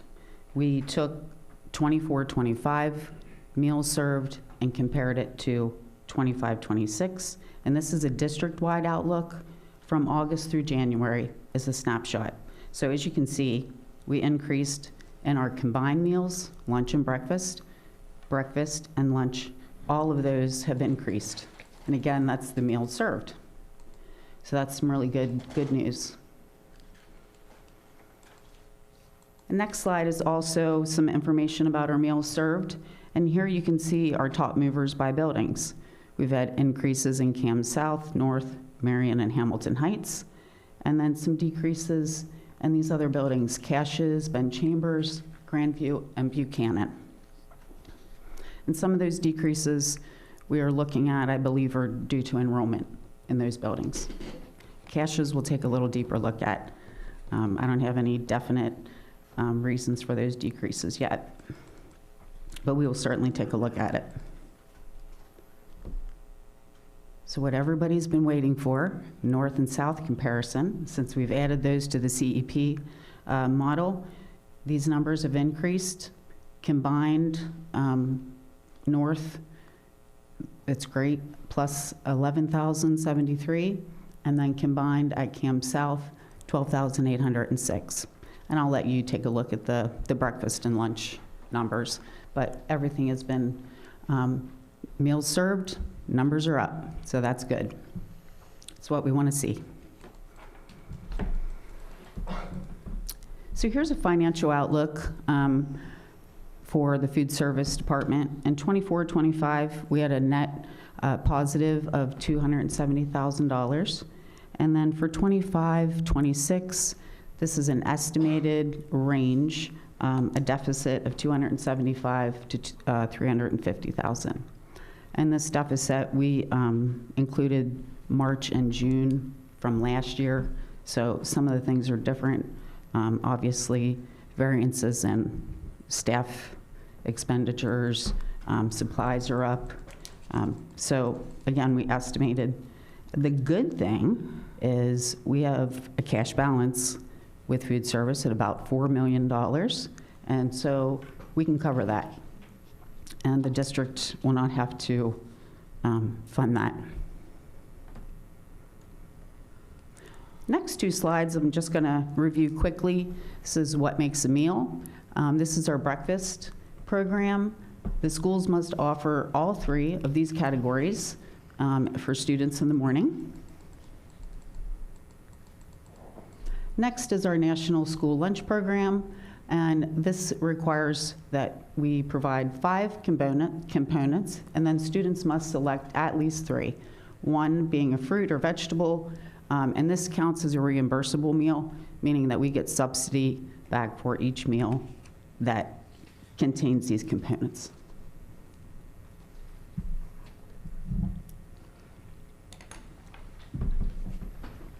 So next, we have grants. And I want to recognize Katie Enterline in our department. She is one of our floating managers, and she has really helped not initiate, but participate in helping with the applications. She's gone to conferences to learn about these grants. So we have Harvest of the Month, which is a mini grant that we actually applied for and did get. So next month, we'll be getting some, I think it's strawberries from a local vendor, and providing different tastings of recipes at Ben Chambers. And then additionally, the PA Beef Council, that grant was written and received, and they're providing us with beef and also whole milk. And we're having an event at the Votech, and the culinary group, they're gonna be making some recipes and meals, and I think you're all gonna get an invite to that. So more information to come on that one. And then additionally, we applied for the Farm to School grant, and we have not been awarded that yet, but that will be an expansion of the Harvest of the Month, and we'll expand that to all the elementary buildings.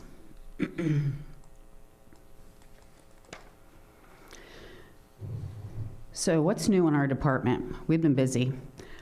We've increased our a la carte and our snacks. They've returned to the majority of our elementary schools. 8 out of the 13 have these programs, hoping to expand that to all of them next year. We've also, we have share tables in 2 of our buildings, Cam South and Lurgan Elementary. And again, we'll work with the additional schools to try to expand that program as well. You'll see some pictures here. We had staff participate in the homecoming parade. We had a winter bash, which was more of an appreciation to our staff. We provide t-shirts for different holiday events and themed days in the room. And then also student activities. There is the National School Breakfast Week, which just happened recently in March. And then upcoming in May is National Eat What You Want Day. So this sounds, I was like, Jared, what is that?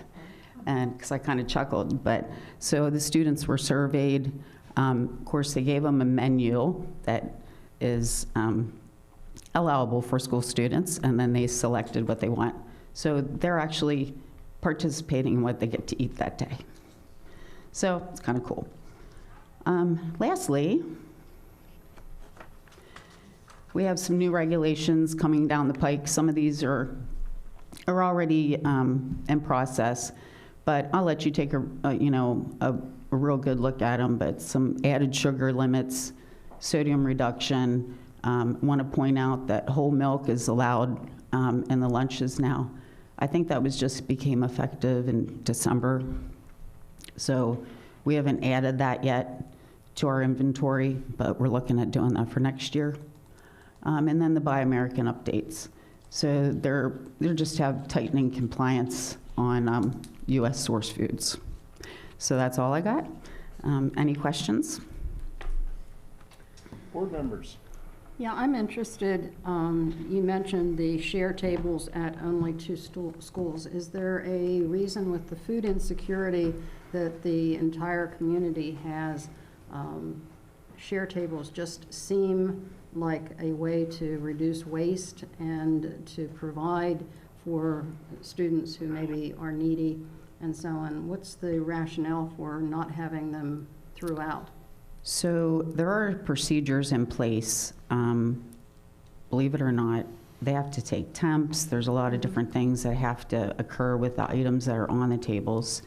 And this was basically, we're giving the principals a choice if they wanted to have these in their buildings, because it's going to be their lunch aides or someone else in their buildings that's manning the table and following these procedures, and not the food service staff. So we're going to work through them with those barriers, to see if we can help alleviate some of the concerns that they have with implementing those. This was new, bringing them back, and, we hope to expand that. Yeah, I would hope so, because as I say, food insecurity is such a concern for me personally. Mm-hmm. And the waste too, like knowing that someone can. Yeah, Yeah, exactly. I totally agree.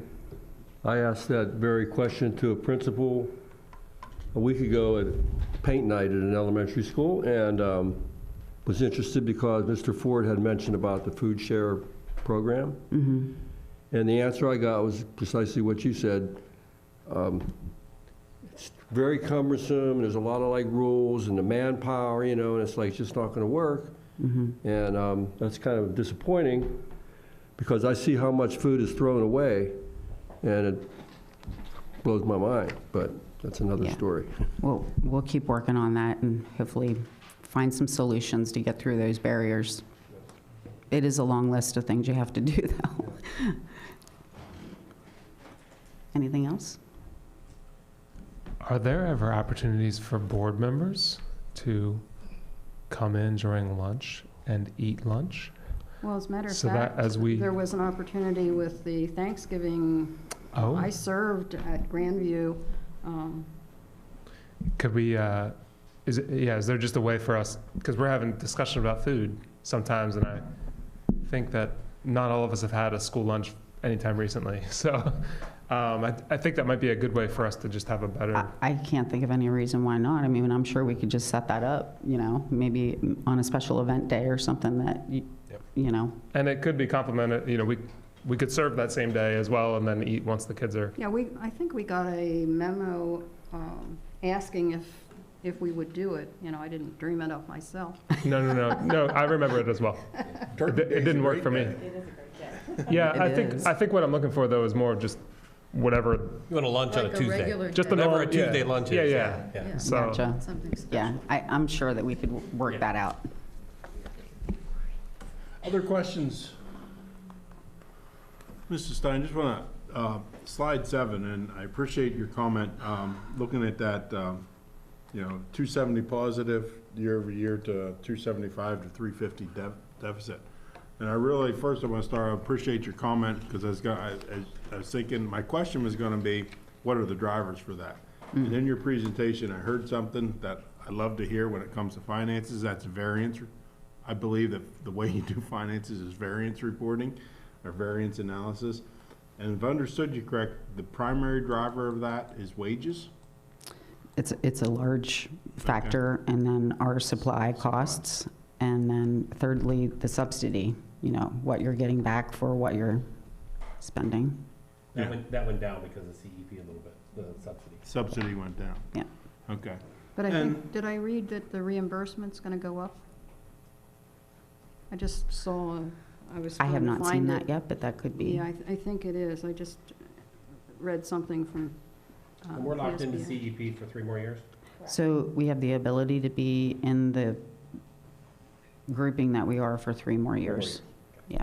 And the data just came out for next year. They use 4.1 for the directly certified. So we'll be taking a look at that, but it doesn't really look good. Don't like to be a Debbie Downer, but the numbers for directly certified students is dropping because of the criteria to qualify for those programs. And the other part in your, when you were talking about this same slide, and I've mentioned it often, and I appreciate what you said, right? Cash is king.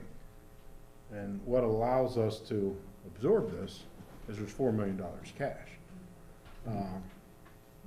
However, if it were to continue, something that this board member won't have to worry about, but maybe a future board member, you know, 10, 12 years, it becomes it then starts becoming something out of the general fund budget.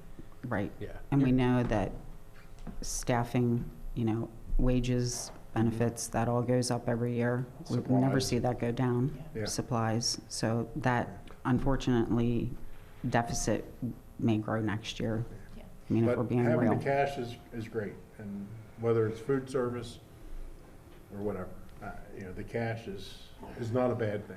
Who knows, it might take them 6 months to approve a state budget again. Cash is good. Yeah. We'll take a look at it and And I get think the too, data. to what Bobby's point was, you know, we have the ability, if our direct certification numbers would go up significantly, we do have the ability to regroup every year if we would want to.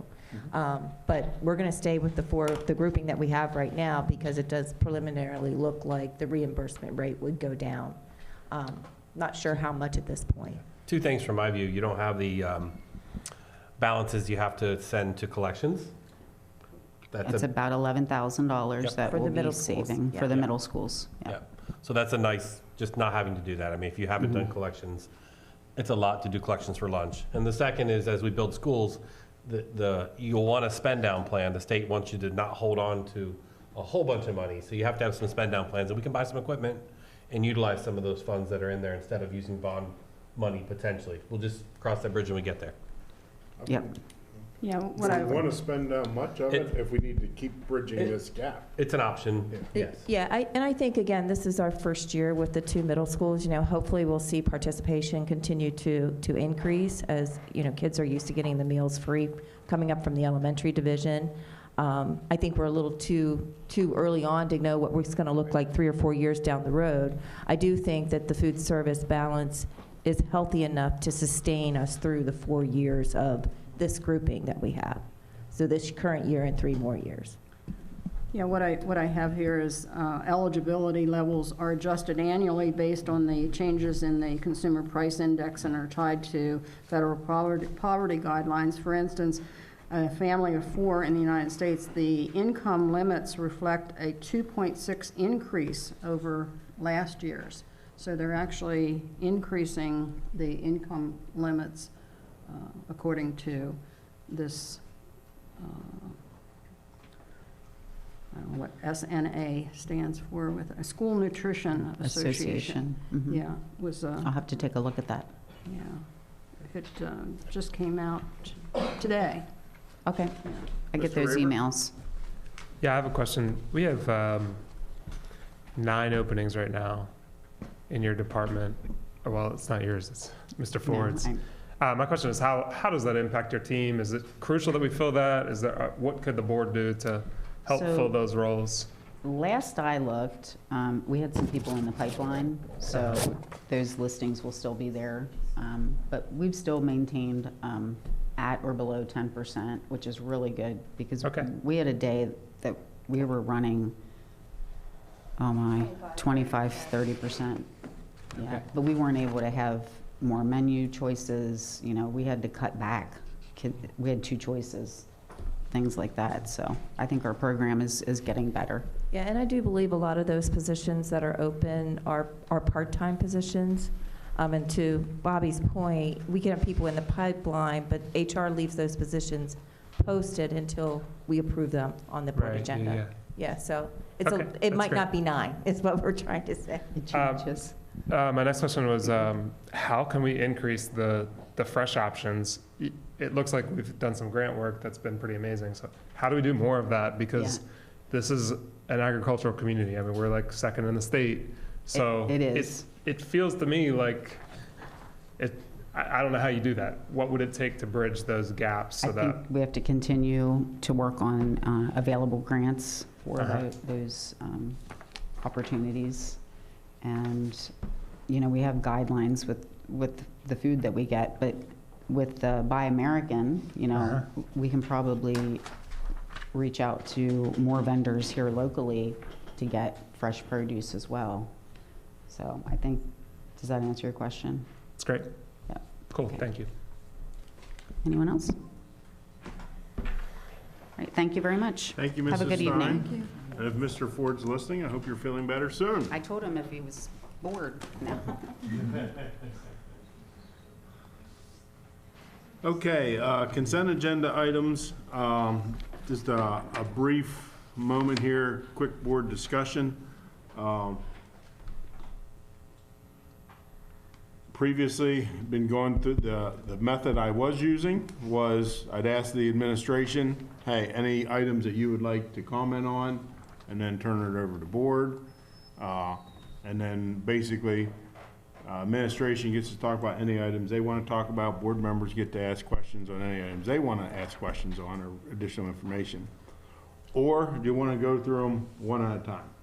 What's the board's privilege? I think the administration knows the topics that are kind of cut and dry. I think that the public, as well as the board, needs to hear at times more detail than what we were getting at some of our CAL meetings. But I think it's something that the administration should be looking more closely at topics and saying, people need to know more in-depth information. And I don't think it's just the board that needs to hear some of that more in-depth information. It's the public that's listening to the live stream and so forth. So Okay. I can rely on the administration. So we'll to- continue, if I am understanding you correct, Mrs. Gogler, basically we'll sort of proceed the way we have proceeded, and going forward, there might be more things that administration discusses? Is that what I'm hearing? Am I interpreting that correct, or am I? I would hope that the administration would bring us more detail than has been happening at times. Okay. Other board members, thoughts, comments? I thought the way we've been doing it was working out fairly well. Sure, you can get more information, but the mind can only absorb what the derriere can put up with, so we're gonna be here for a long time, great. I don't know that some of these things are all that important for me, but if there's something important for someone else, by all means, let's hear it. Yep. Okay. Then we'll proceed that route, and we can call an audible next month, or the following month, or the following month. We have that flexibility. I know one item that I would want to talk about then is going to be a biggie 5.01, but administration first. Well, I was going to talk about 501, but I can hold off if there's other ones. No, 501 and 510 are two topics that are high priority for us to just share publicly. Yeah. Okay. So just real quickly, as you know, we presented a 3-year budget 2 weeks ago. I get my meetings mixed up. And as a result of that, this evening we won't be doing the presentation, but I did want to highlight just a couple of things that have changed since the 3-year budget was presented. good news. I don't often get to share good news, so I have to, be happy about this. We met with our healthcare consultants the other week, and that number has come down slightly. So we were able to reduce the healthcare expense in the operating budget by $500,000. And of course, what you're seeing then is the deficit that we're projecting was reduced to roughly 692,000. Another change that we made, if you recall, several months ago, we updated the resolution, the 1% resolution, to allow that money to go either into the capital reserve or to debt service. So we've adjusted that in this budget as well. So we have $3 million going into debt service versus $1 million going into cap reserve. And I'm rounding, Mr. Norcross. I know it'll be a little bit different than that, but we start rounding when we get into those large numbers. And then finally, on page 5 and 6 of the presentation, those are estimated taxpayer impacts. I did want to point out to the board that we're assuming the use of $1.5 million from the committed fund balance. We basically used last year's homestead numbers and just forecasted out what that would look like for the average and the median assessed values in our community, for both those that have the homestead, farmstead, and those properties that do not. Board members, questions? I just have a comment to make. So we had forecasted a 2.5% tax. And to my surprise, in the survey results, the survey said 67% of the population who were surveyed, who responded, said they supported increased public funding. I don't know quite what that means. Does that mean an increase in the local taxes, or they're hoping to get more from state and federal? I don't know, but with the big expenditure we have coming up, it may be an opportunity to reconsider the 2.5. Just throwing it out there for thoughts.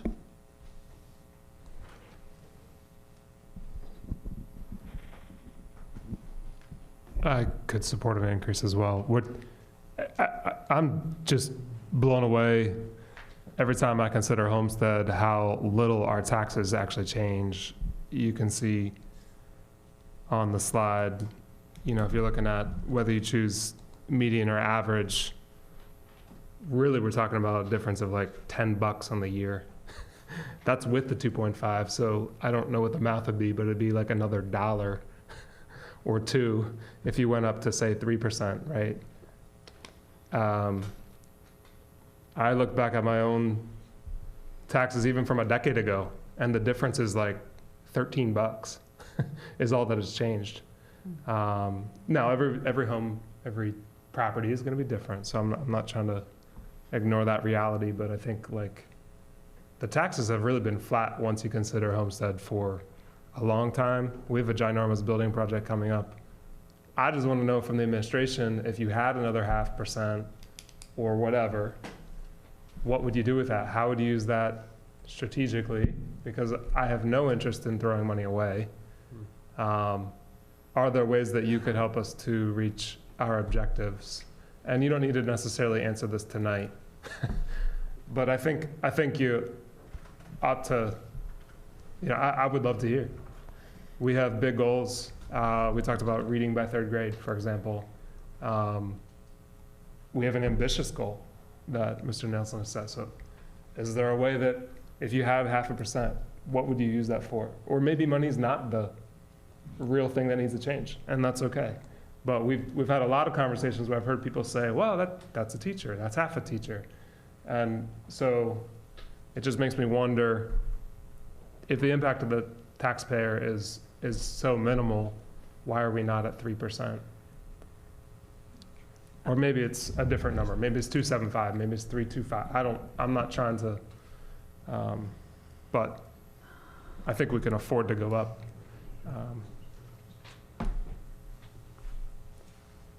I appreciate administrations trying to hold the line on taxes. I personally can afford more, but I know so many people who can't.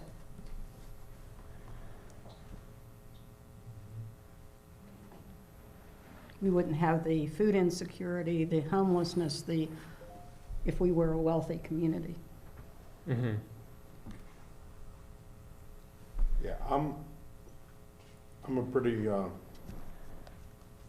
firm advocate for the 2.5%. And just, you know, we keep hearing this term adequacy, and adequacy still concerns me, and it will always concern me, because eventually that will change somehow, some way. Mhm. Whether change might be not as much of an increase, or a flat line, or something, but I don't know what that change may look like. I'm just worried there will be a change there, and I can't predict it. But my point is that there is more expenditures because of the adequacy fund. So just because it's at 2.5% doesn't mean the district isn't still growing programs, adding facilities, whatnot. Mhm. So, I mean, we do have the opportunity to enter a building project taking on less debt is an option. We're saying, no, we actually want more debt, you know, is one way to frame it, and I don't think that that's, I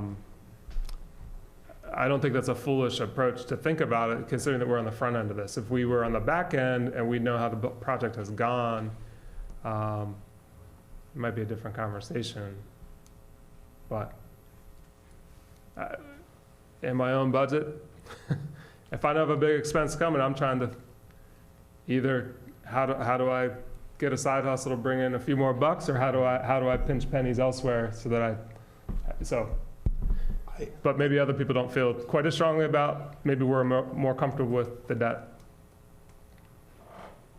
So.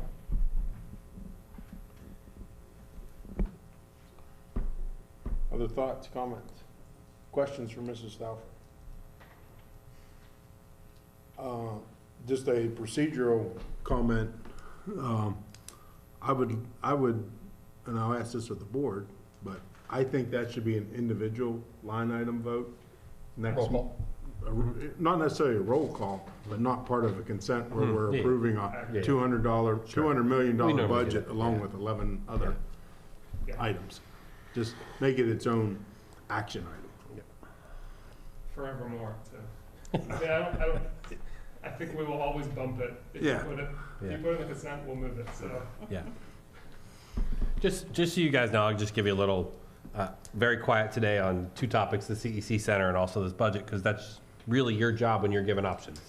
Mhm. So I know you look to me for advice and direction, but that's our presentation, that's where we are. It's me reading the discussions we have and coming up with a decision, but when I'm very quiet, it's your decision. So the more you talk and the more you agree, the easier it is for me to interpret two people's comments or three for the next agenda. It is challenging for me at times when only 2 or 3 people talk, for me to know where to go with things. So sometimes I'll give you the analogy, I'm throwing a dart at the dartboard, but I'm not really sure what I'm aiming at times, but at least I hit the dartboard. And so I think, you know, we're on the dartboard, we're in the right spot, but just so you know from a facilitation standpoint, when I'm quiet, it's your decision. And if you want me to engage, you're gonna have to ask me direct questions to engage, so. Okay, no other questions on 501, 510, Mr. Bigger was the other one? Yep, Mr. Woodman, Crystal, and the team did a lot of work for this one, so they want to highlight all that goes into this resource.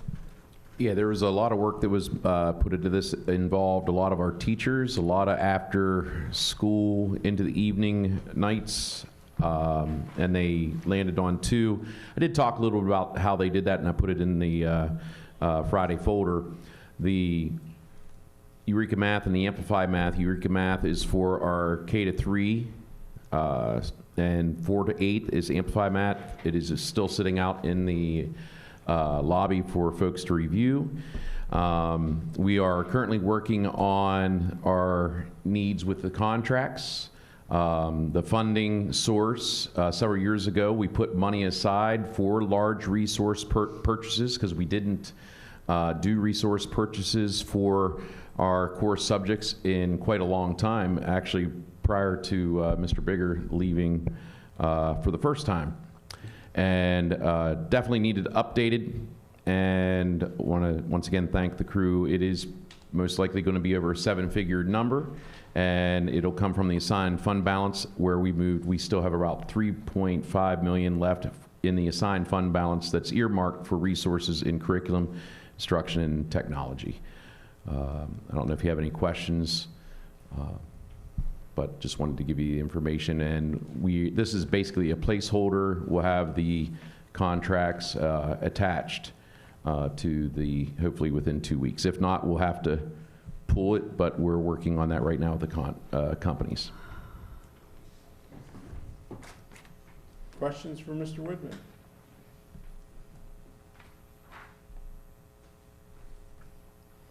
Okay, any of the other 9 consent, or 10 consent agenda items that board members would like to have any additional discussions or conversations on?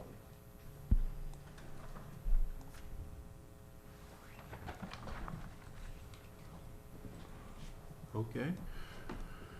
So hearing none, item 5.01 will become its own individual item at our voting meeting, and the other items will all be one vote in the consent agenda.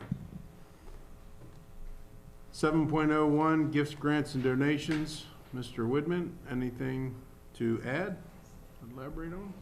I always want to thank the folks. We list them on the list, the folks that help support a lot of different activities in our district. And of course, this list will continue to grow through up to the meeting as they come in. I'd just like to comment on the first donation, the Flag We Love book that the Daughters of the American Revolution donated. I already sent a suggestion to Mr. Nelson. I really recommend that all of our kindergarten through second grade teachers utilize this book to instill some awareness of the topic of our flag. I think that the importance of our flag has been minimized.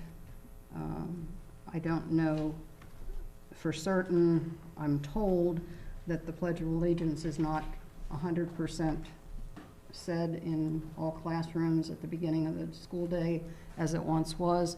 And I just think that this book, having looked at it, is a very valuable resource that should not just go on a library shelf, but should have some planned use to, as I say, instill some awareness of the importance of the flag. Secondly, it can be here or I can bring it up in the discussion thing, but one of my concerns is the fact that we get these limited numbers of donation information on our agenda, but there's such a huge amount of donations that are being given to students that are not addressed in our monthly approval of gifts and grants and so forth. For instance, I just finally, after several years of trying to get information about the weekly food bags that are given to students, I finally got the names of churches, for instance, that give food to students every week. And I know that there are civic organizations, the Scotland Community Center. I just became aware of going to a PTO meeting, give bikes and summer incentives for reading and so forth. And as a board, I think we need to know how much is being done for our students. But more importantly, as we are going into grade reconfiguration, my concern is that the community is going to have a very different dynamic of schools to support. And if we don't even know what all these community organizations are doing in the area of gifts, grants, and donations, who is planning for the future when we have 9 instead of 13 schools, when we have a 4 to 6 versus those kids being in the elementary buildings. And so I feel strongly that we need to be doing some type of a survey or finding somebody to get that information for us.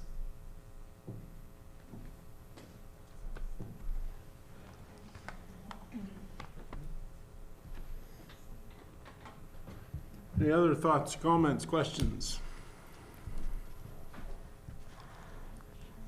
Item 7.02, Mr. Bigger, you have what you need for that first question? Sure. Okay. Any additional board discussions? Section 8, policy and legislation, first reading policy, there's one policy there, 217.1. Administration, any comments? And then per Ms. Luffy's side, this is gonna get looked at again Yes. soon also. That one will go forward. Item 8.2, second reading of policies. 4 policies there, 223, 237, 354, and 611. The biggie in there is a 237. You can see the summary of some past discussions, presentations, requests, et cetera, et cetera, et cetera. Just so you know, that's your cell phone bell-to-bell restriction for 9 to 12. When you vote on those tonight, they are second approval and they're final. So that's one of the reasons we... 2 weeks when we vote. Or 2 weeks, yeah, when we vote, sorry. 2 weeks when we vote. That's one of the reasons we got this survey data and started to share preliminary what information you have. Thoughts, comments, questions? Anyone on any of the second reading policies? I've got a question for our student representative. Amr, now that this policy of cell phone use is getting closer to some termination here, are you getting additional feedback from the student body on, I saw the survey results, but I was a little disappointed. I thought it might be higher. But what are you hearing down at the ground level? I don't think that students that they've really heard or processed that phones might get banned yet. So I think that we have to tell people about that a little bit more to really see what they think of it. Okay, thank you. I don't know, maybe Chris or Mrs. Luffy, wait, I don't know if I understand that. Or Amir, maybe you, that the students don't understand or haven't absorbed this policy yet? I don't think that a lot of people have heard about it. Or they don't think that the district's gonna go through with it necessarily. Okay, well, there's a difference there. There's a big difference there, whether they don't think they're gonna do it or they don't understand it. I hope they have a bit of a, I hope they have a understanding of what it is. Maybe they don't agree with it, but I hope they have an understanding. Well, I can tell you there were 4 Misinformation or wrong students. information is terrible. There were 4 high school students at my house on Saturday to do some yard work, and they were totally clueless when their leader brought it up that I was on the board and this, ban coming up, and they were like, wow, we didn't know that was gonna happen. So I can tell you that at least 4 out of the thousands of students I had firsthand. Your own little poll. Yeah, right.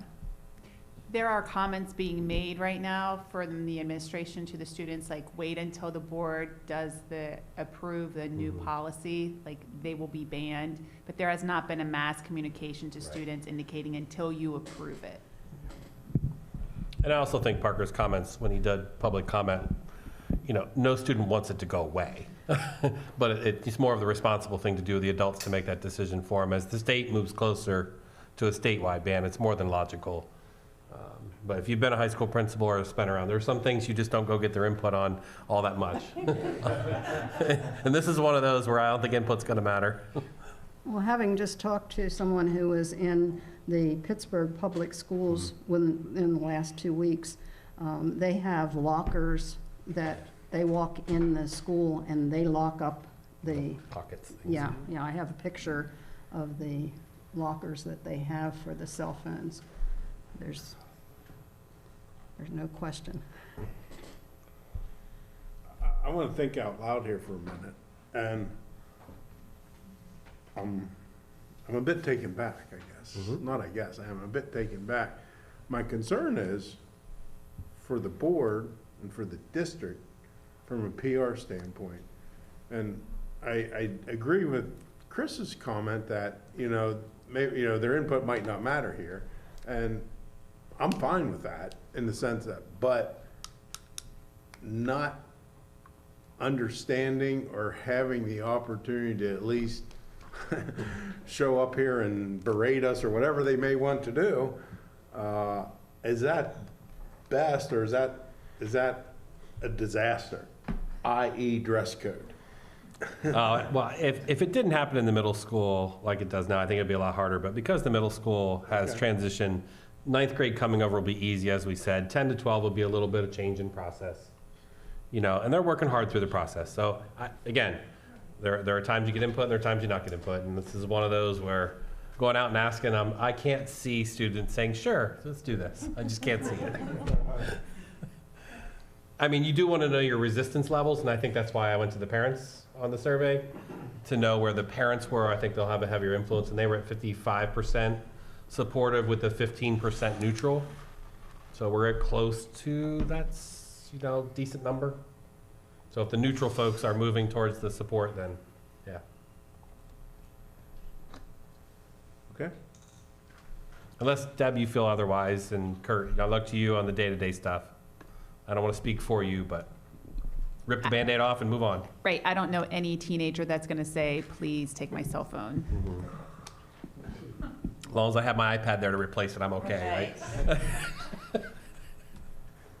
Yeah. Okay.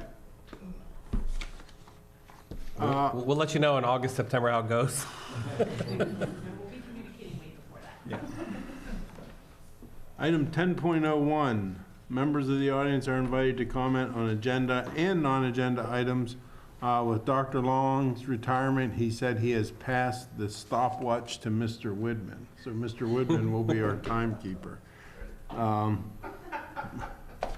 Again, I go through the list who've signed up. If you didn't sign up to make a comment, you'll still get an opportunity if you'd like. First on the list, John Jordan. Mr. Jordan.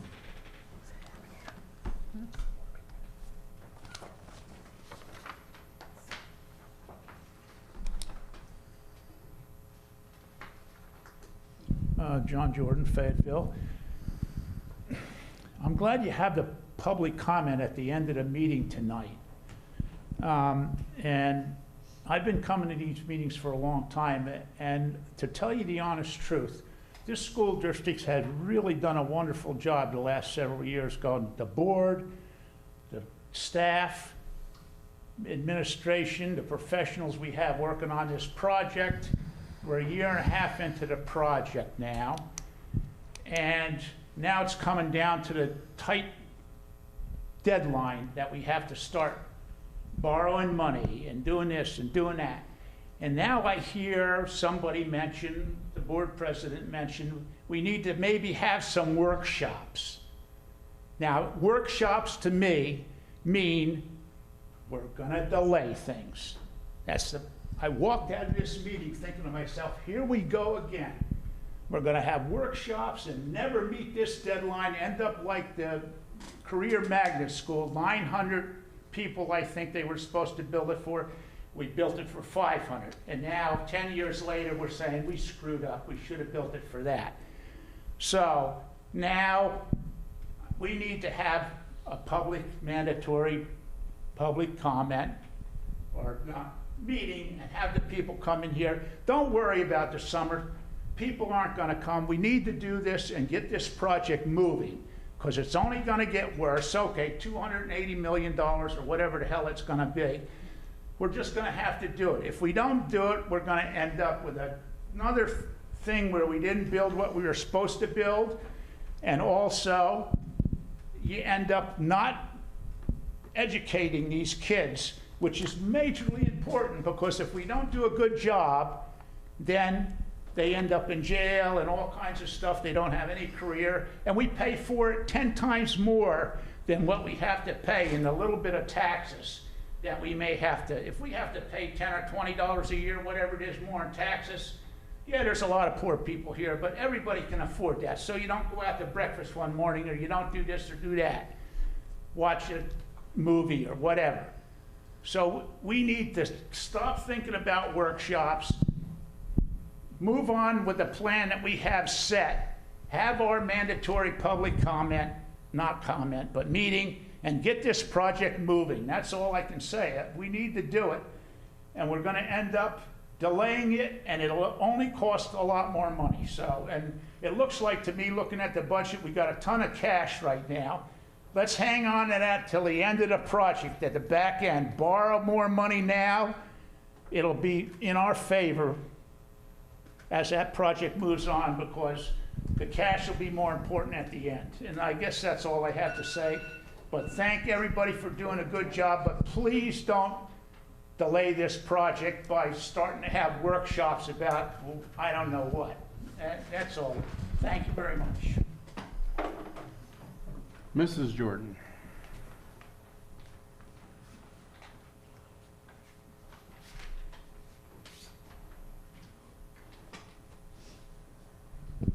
I didn't know what my husband was going to say, so I'm kind of going to repeat what he said.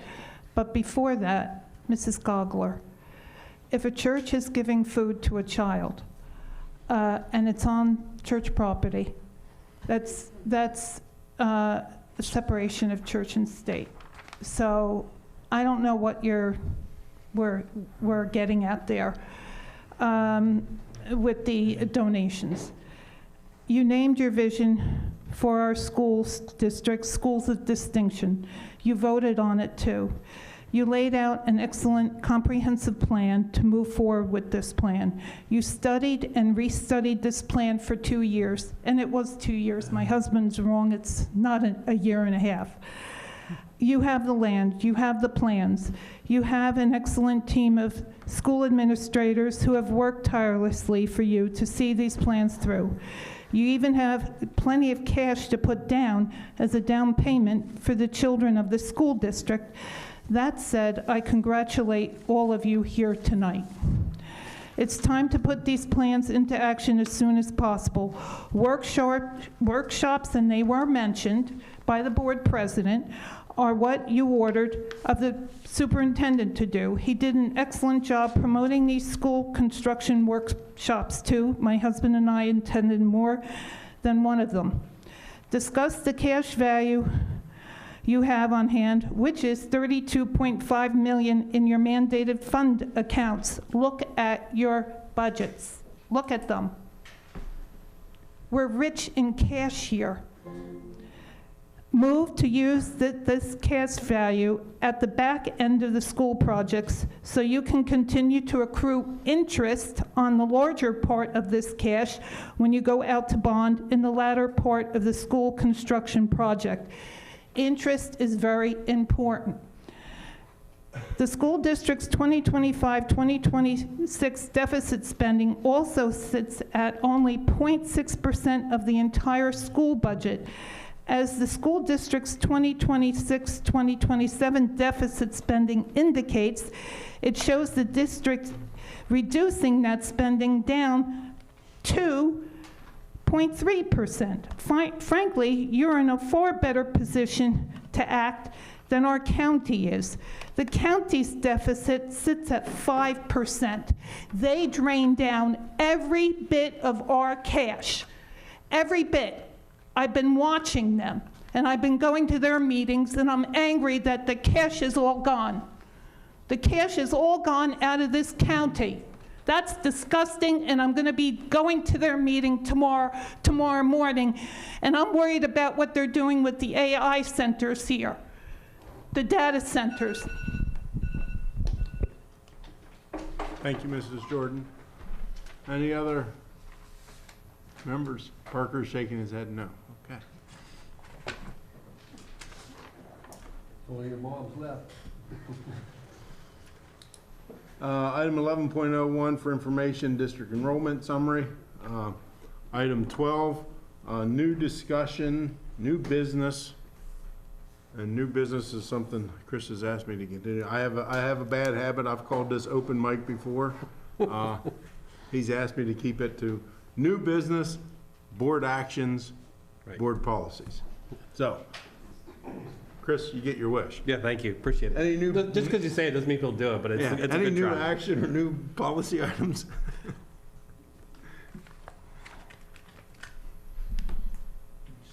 Okay. Hearing none, meeting's adjourned.